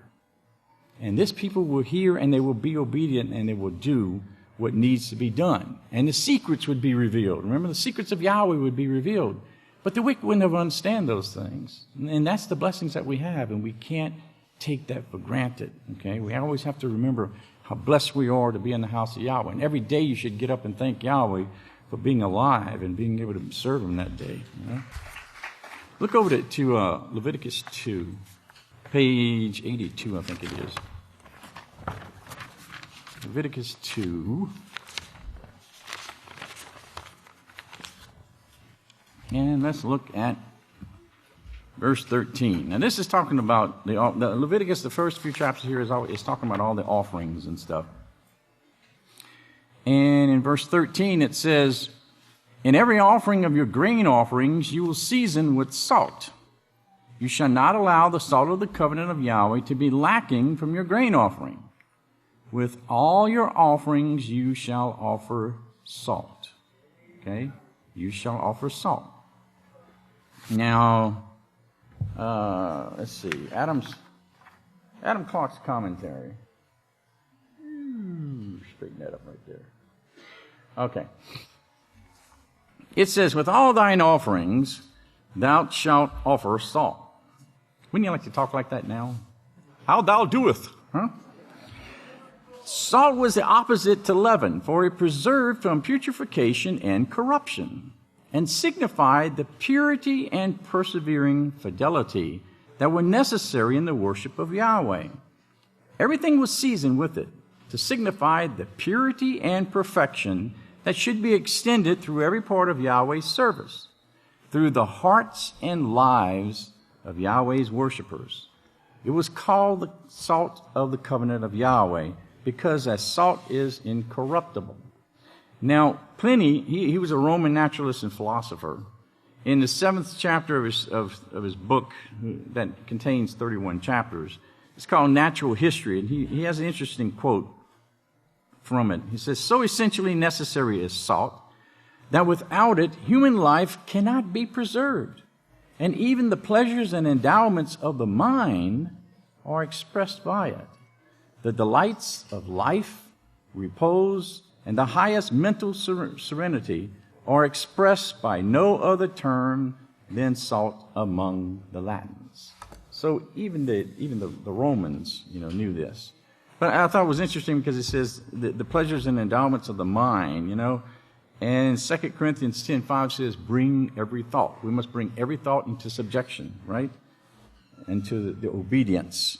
Now, within the house of Yahweh itself, there was areas called the chamber of salt where the salt was kept, where the priest would go in and get the salt to be able to sacrifice, to sprinkle the sacrifices and so forth. And so we can think about this. Turn over to Luke 14. Luke 14. We can liken that to our lives because our bodies is the temple, right? Our bodies is the house of Yahweh. And we have to have that salt within us so we can sprinkle our sacrifices, and the sacrifices is our life, the life that we bring forth in honor and service to Yahweh. Let's see, Luke 14, verse 800. Luke 14, verse 800. Okay, let's look at verses 33 says, so in the 14:33, Luke 14:33. "So in the same way, whoever it is of you who does not forsake all that he has, he cannot be my disciple." Okay? Which means that you have to, as you see the side note there, "He who is not persuaded to leave all to wholeheartedness service in Yahweh's work." Okay? We have to, because we're not working for ourselves, right? I mean, we never gain anything in this world, but we're working in service to Yahweh. And that's what we have to do. And if we want to be called a disciple, and a disciple is one who is learned and disciplined and follows the righteous example. And in these last days, we're very blessed because we have Yisrayl Hawkins, and he is the one who's going to bring salvation to this whole earth, and they don't even realize it, you know? They don't realize it. Verse 34, salt is perfect in form and nature, but if the salt has lost its saltiness, how can it be made salty again? Now, salt is perfect, okay? It's perfect, as he says, it's perfect in form and in nature. And here's some interesting facts about salt. Okay, the molecular structure, I didn't put it on there. Well, here's how it looks, okay? Molecular structure of salt is a cube, okay? It's a cube. No matter how small you get down to it in microscopic level and so forth, it's a cube, okay? And the interesting thing here is that the melting point, now, the melting point is 1,474 degrees Fahrenheit. That's to disintegrate it, okay? And the boiling point is higher than that, almost twice as high, 2,575 degrees. And yet, you can take this stuff and swish it around and it dissolves in water. So, salt is known as sodium chloride, okay? Sodium chloride. And as it says, perfect sodium chloride crystals transmit about 90% of light. So it's pretty translucent, you know. So it's perfect the way that Yahweh made it. By the way, you know, salt is also, that's where they get the word salary from. And the Roman soldiers were paid their salary, they were paid in salt. And so they would use that salt. That's how valuable it was. Sodium chloride. Can you know the expression, you're not worth your weight in salt? Can you imagine a Roman soldier? Soldier, you're not worth your weight in sodium chloride. That would go over real well. And a big old Roman sword would probably come out, you know. So it shows that this is something you work for. It's salt. You pay for it, you know, so to speak. It's something that Yahweh gives to us. And our body needs it because without salt, your mind won't function, your body won't function, your organs won't function. Your body will not function properly without salt. It fights against and it purifies things. So he goes on and he says, so it's perfect in form and nature, okay? And he says, it's neither fit, if it's lost its saltiness now, it's neither fit for the land nor for the dunghill. Instead, men throw it out. He who has ears to hear, let him hear, okay? Let him hear. Because when you think about the land, now Thayer says that that word land means, it also refers to the earthy material out of which a thing is formed.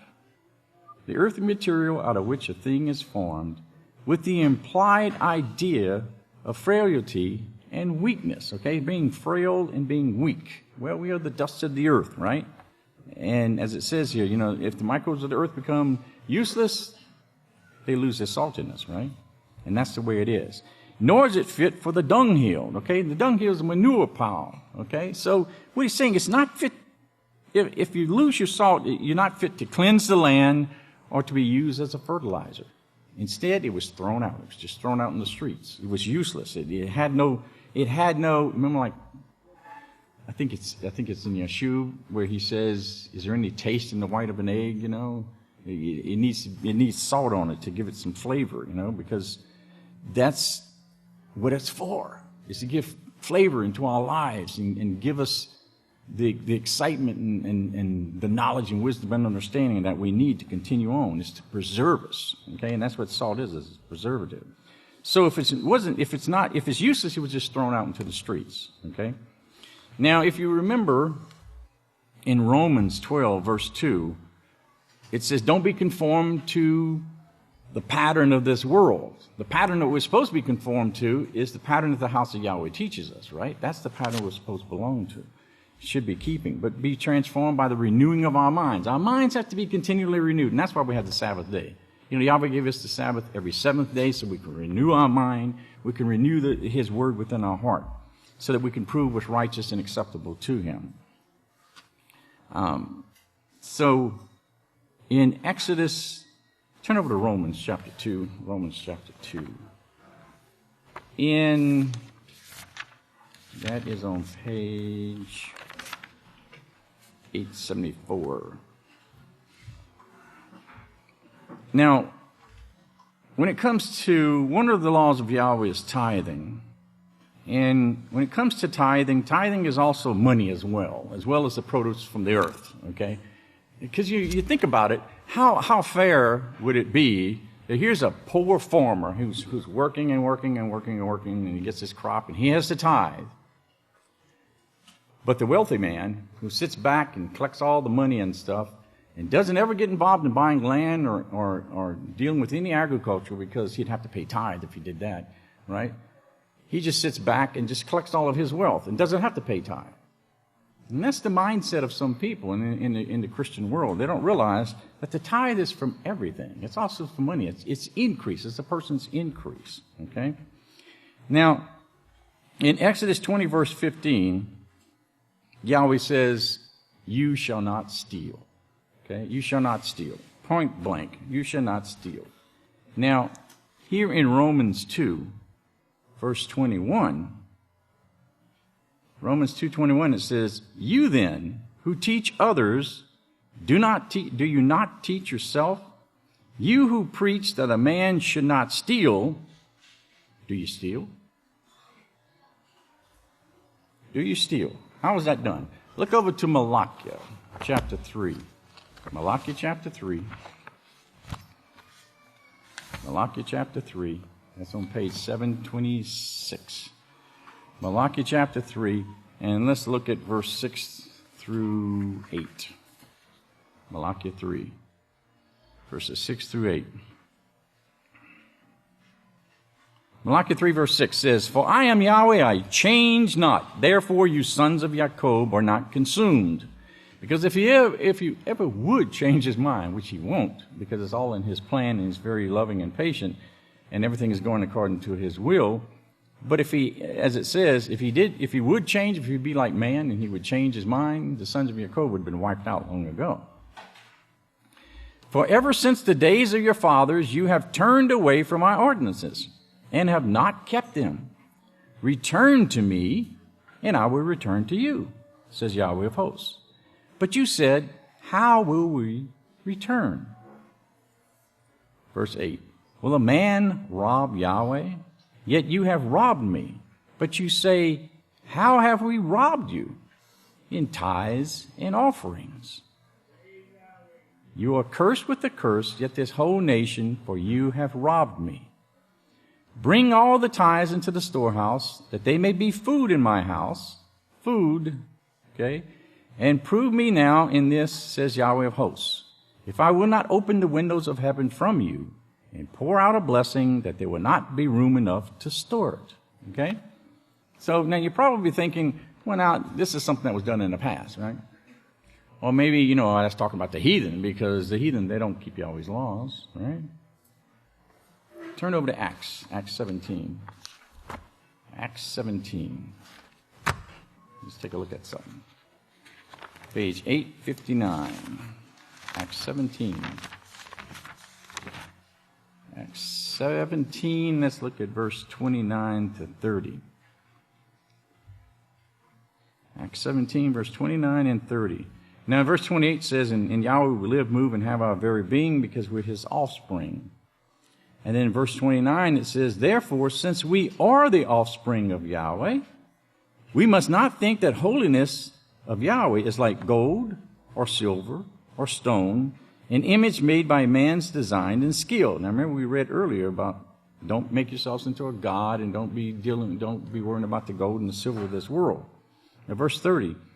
In the past Yahweh winked at such ignorance, but now he commands men everywhere, men, women, children, everyone, everywhere to repent. Okay?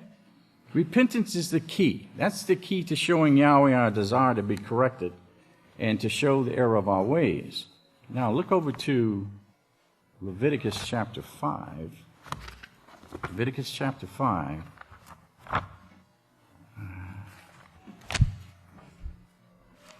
We're leading up to something here. Leviticus chapter 5, let's look at verses 14 and 15.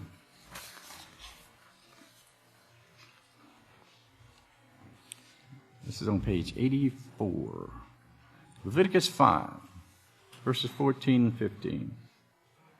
And Yahweh spoke to Moshe, saying, if a person commits a trespass and sins ignorantly in regard to any of Yahweh's holy things, you might want to circle holy things or underline it or something, okay? He shall bring to Yahweh as his trespass offering a ram without blemish from the flocks, along with the proper value of silver trespass, according to the shekel of the sanctuary as a trespass offering. Of course, remember, animal sacrifices could not forgive sin. It was only a reminder. And as we saw in Jeremiah 7, Yahweh wants our lives. That's the sacrifice that he wants. That's what he spoke of to begin.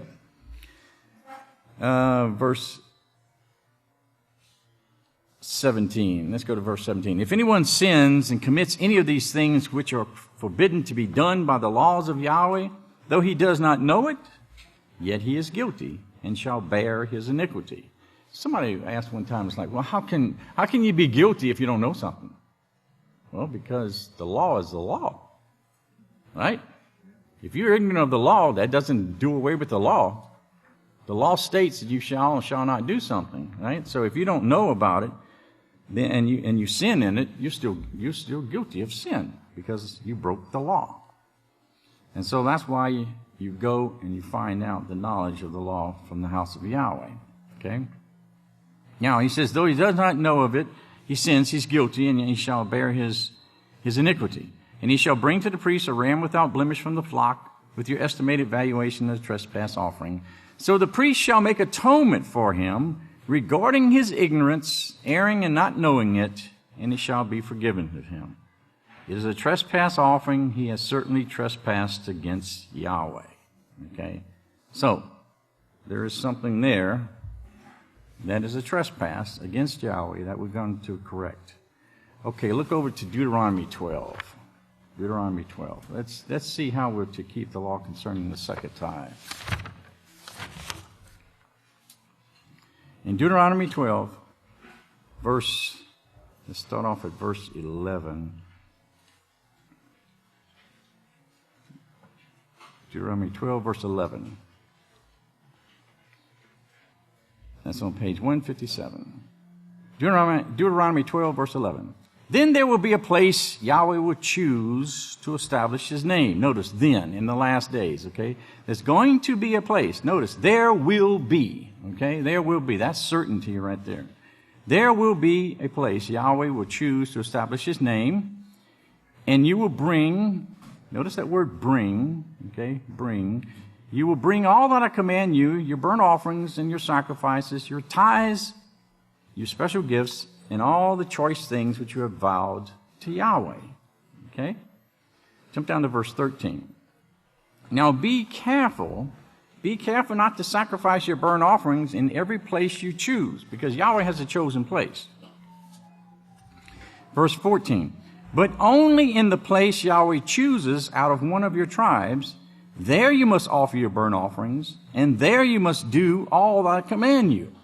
So he's telling us something specific here about the feast, okay? And he's telling us something specifically about the house of Yahweh. He's telling us something specifically about the law of second tithe, okay? Nevertheless, verse 14, now verse 15, he says, well, let's jump down to verse 17. He says, you must not eat the blood. No, let's go back to verse 14. But only in a place Yahweh chooses, okay? Verse 15. Nevertheless, you may slaughter your animals in any of your towns as much as the clean meat you want, okay? Now, we'll get into this a little bit later. But, let's go down to verse 17. You must not eat the tithe of your grain. Notice, you must not eat the tithe of your grain, new wine and oil, or the first fruit of your herds and flocks, or whatever you had vowed to give, or your free will offerings or special gifts in your own cities. Okay? In your own cities. This is the tithe, remember? And remember, tithe is holy. And remember what it says in verse 11. When it says, there you shall bring, okay? It doesn't say you will take away. It says that you will bring, okay? You will bring. So, look down to verse 18. But you must eat these, okay, in front of Yahweh your Father, in the place Yahweh your Father chooses.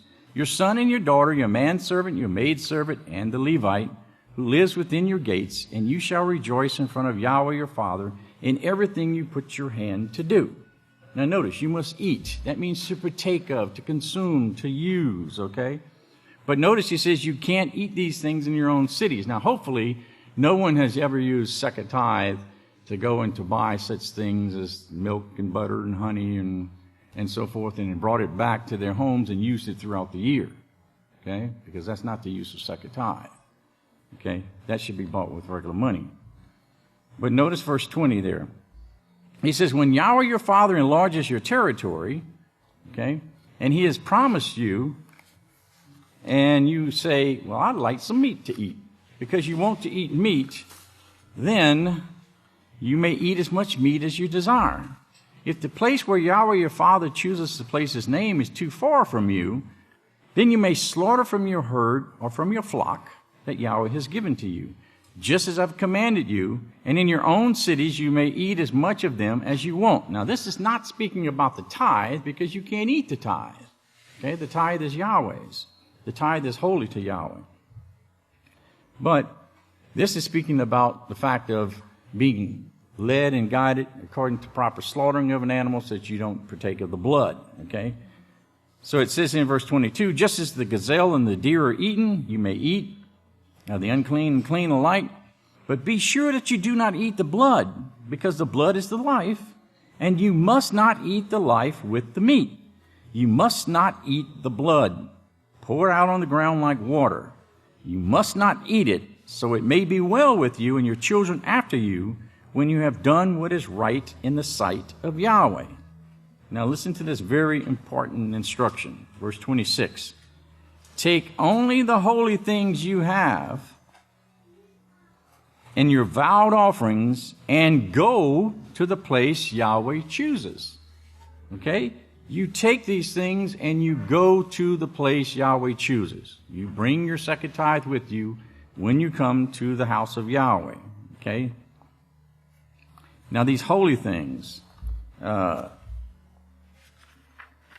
scripture tells you what that is. In Leviticus 27:32, it says, the entire tithe of the herd of the flock, but notice, the entire tithe of all things that pass under the rod, every tenth is holy to Yahweh.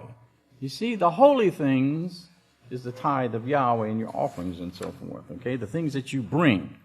So notice what it says. You take the holy things you have and your vowed offerings and you go to the place that Yahweh chooses, okay? Now, in verse 27, it says, there, okay, at that place, you must offer your burnt offerings, both the meat and the blood, on the altar of Yahweh your Father, and the blood of your sacrifices shall be poured out on the altar of Yahweh your Father, and then you shall eat the meat. Now, think about it. The blood of your sacrifices. We already saw we're the sacrifice, right? Our bodies, our lives are the sacrifice to Yahweh. And we'll be poured out on the altar. Remember the Apostle Shaul saying, my life is like a drink offering just poured out, okay, to Yahweh. And he says, and then you shall eat the meat. In other words, you shall partake of the blessings of Yahweh, okay, at the place that he chose, okay. And that's what it's all about. That's what keeping the feast is all about. We offer ourselves to Yahweh. And, you know, our blood, where the life resides, is in the flesh. You know, we bring ourselves to wholly enjoy our appointment with Yahweh. And that's all that Yahweh wants us to do, is truly enjoy his feast days. So we can partake of all that we want here at the feast, but we're not allowed to remove anything that's bought with tithe beyond this boundary, of course, excluding the food that you have and your camper and so forth and your clothes and stuff like that, okay? But you can't buy something with second tithe and use it through the rest of the year. That's what it's about. Now, here's some acceptable things that's allowable. Now, any excess tithe, of course, is given back to the house of Yahweh because Yahweh is the owner. It's his tithe, right? The scripture tells you that all the tithe is holy to Yahweh. So this is given back to Yahweh. Now, if you live out of the United States, if at all possible, you can send in your second tithe for the Day of Atonement. But some countries you can't do that because they won't allow you to send money out of countries and so forth. So you're going to have to hang on to it. But the thing is, don't spend it because it's Yahweh's. So it depends upon where your heart and desire is, okay? Now, Because every day, one day soon, everybody's going to be here. All our brothers and sisters out there, wherever they are on the face of this earth, they're going to be here at Abel with us one day. Because that's Yahweh's promise. Okay? So don't despair if you're out there and you can't come to Yahweh's house now. Just keep the faith and continue growing in Yahweh. Get as strong as you possibly can, because that's where your protection is going to be. Now, the purple clothes, the sashes, all this is obtained through the co-op, right? So this is acceptable, and this can be used at Yahweh's house. I mean, it can be used at the feast. That's the proper use of it. You don't wear your sash and your purple clothes throughout the year, right? Throughout the year, you don't do that. It's only reserved for the feast. And if you use second tithe, that's what it's for. Don't use second tithe on anything that you plan on using, once you leave these grounds, because it's supposed to be for the feast only, okay? Now, you might buy food and fuel for the trip back and forth, but you can't use anything once you return back to your dwelling. And that's why the law also talks about the redeeming of your tithe. If you have something as second tithe, you need to redeem it and put it back in the second tithe so that it can go to Yahweh. And don't pay anyone with second tithe on anything that you plan to use, that plans to be used, at any time. You can obtain all things that you want. You can obtain to the house of Yahweh, to the co-op. We have the services everything is available for us. Okay, everything is available. The pastor's made sure that anything we want can be obtained. Okay, so just make sure you keep Yahweh's laws, because all the services that the house of Yahweh provides is simply for keeping the laws of Yahweh. That's why it's given into us. Okay, now here's the big one. Do not use second tithe to obtain books, including the book of Yahweh, CDs, T-shirts, things like that, unless you use it at the feast, okay? Because you're using second tithe with it. Now, if you're wondering about what have we already done with it, what if we've already done it, well, we'll cover that in a moment. But look at Deuteronomy 12 here, verse 17 now. Verse 17, because remember, he says, you must not eat, you must not consume or partake of the tithe, okay, in your own cities. The first few words in that verse and the last few words in that verse. You must not eat in your own cities, okay, the tithe. So if you've done this, we have to repent, okay? And Yahweh, of course, will forgive us. We just read about that law. If we've done something in ignorance, we can confess it, we can be forgiven of it, okay? Just don't do it again, okay? From this point on, don't do that. So if you can't use the second tithe to buy the book of Yahweh and other things to use in between the feasts, does that mean you shouldn't buy one? Actually, we're even more obligated to buy. Go over to Proverbs chapter 23. Proverbs 23. Proverbs 23:23. That's easy enough to remember. Proverbs 23:23. It says here, to attain, that's on page 511. Proverbs 23:23. Attain the truth and do not dispose of it, and also attain wisdom, instruction, and understanding. And if you see the little note G3 to the side, it says, spare no cost for truth's sake, neither depart from it for any gain. Okay? Now, the King James says, buy the truth and sell it not. Also wisdom and instruction and understanding. Now, the sell it not ain't that's referring to once you obtain the truth, don't get rid of it. Okay? Some of the Bible scholars, they have some neat, interesting comments about this that really explains it very well. John Wesley's note on the Bible says the word buy. Remember, the King James says buy and sell not.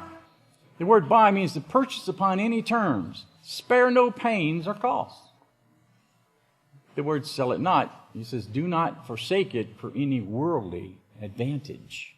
Because it's real easy for people to spend money on things and waste their money, and then they forget about their spiritual needs, right?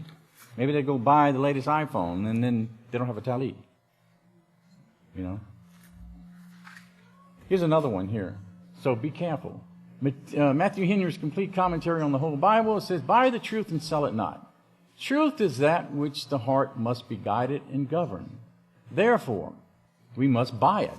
That is, be willing to part with anything for it. He does not say it at what rate we must buy it, because we cannot buy it too dear, but must have it at any rate. Whatever it costs, we shall not repent the bargain. In other words, you can't beat buying the word of Yahweh.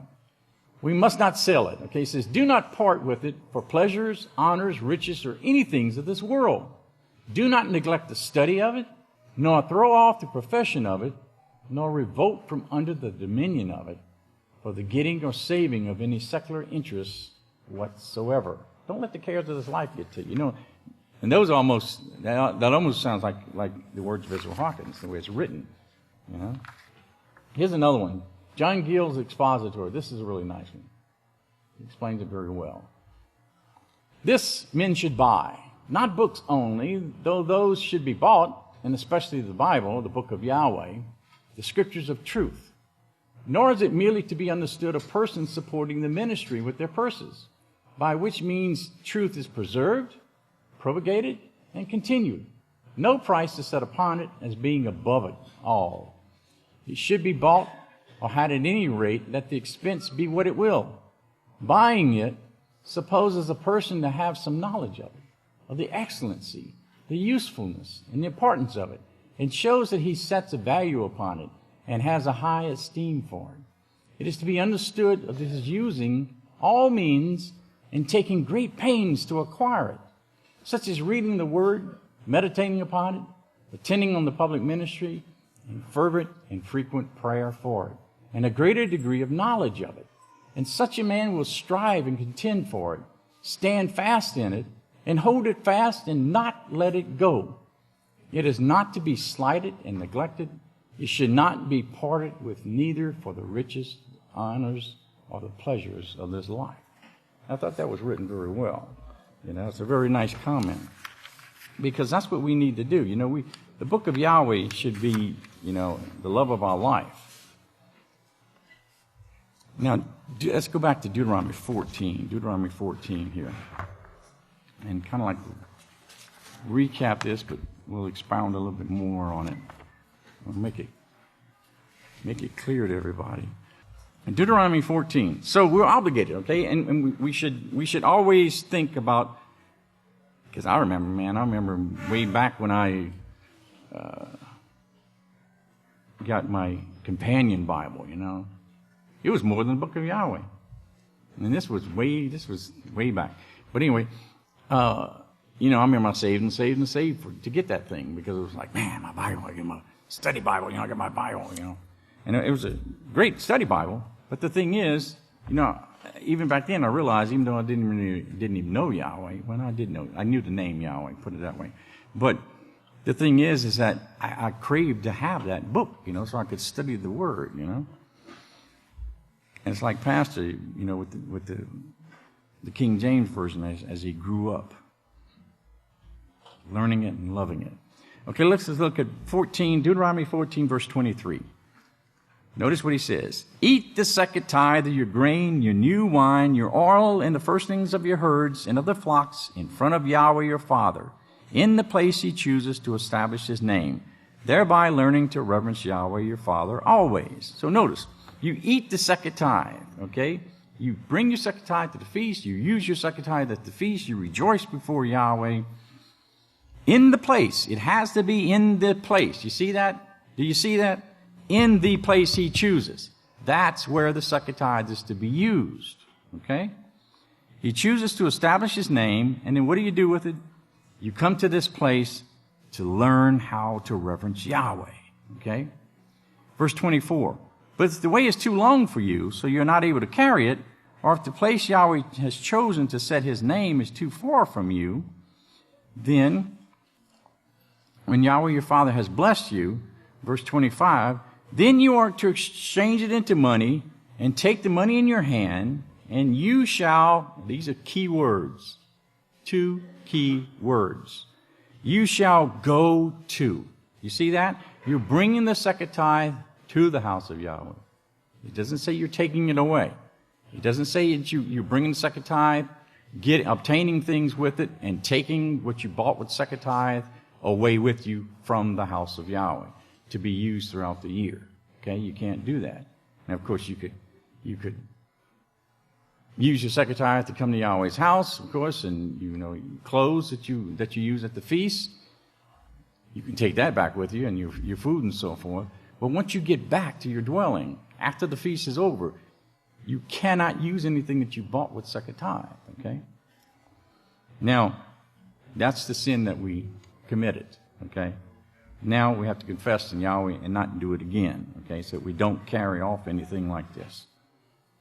Now he says, verse 26, then you shall spend that money for whatever you desire, notice. That's what Yahweh wants us to do. He wants us to use the second tithe on things that we enjoy to keep his feast. On cheap or wine or strong drink or whatever you desire to have, and eat it there, notice, there in front of Yahweh your Father. He continually, constantly reminds us and tells us how the second tithe is to be used. So it doesn't say you carry anything off. It says you bring it to him so you can rejoice before him. The Yahweh's feast is a reminder of what the kingdom is going to be like. The great joy that we have and the great joy that we share with one another. And so eating means to participate, to consume, okay? Like Yeshua said, eat my body and drink my blood, right?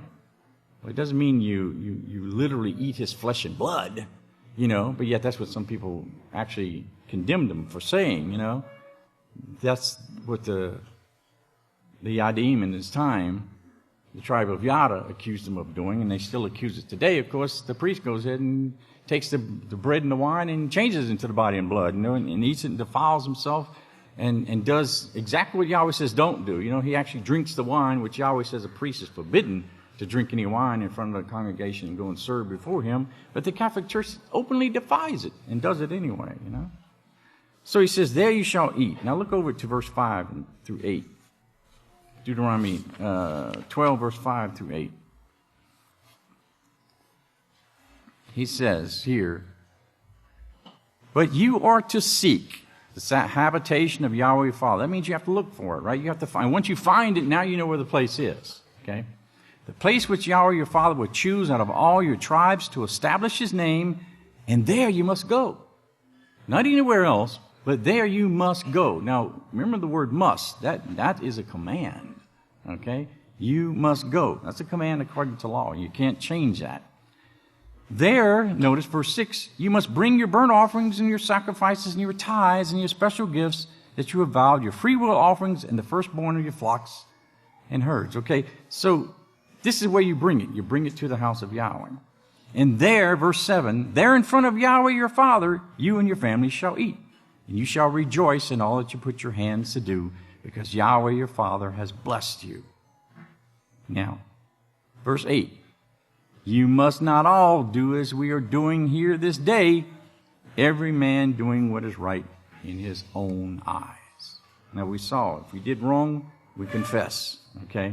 We confess. By the way, that verse 7 there, the correction reads like this. Therefore, in front of Yahweh your Father, you and your family shall eat, okay? And shall joyously do everything those who have the rule over you have commissioned you to do, so that Yahweh your Father may be glorified. So that's a little bit different there. Okay, let's go to Leviticus 19 here. Leviticus 19 and verse 30. Now, we've seen that we have to go to the place. What is that place? What is that place? Leviticus 19 verse 30. Leviticus 19, verse 30.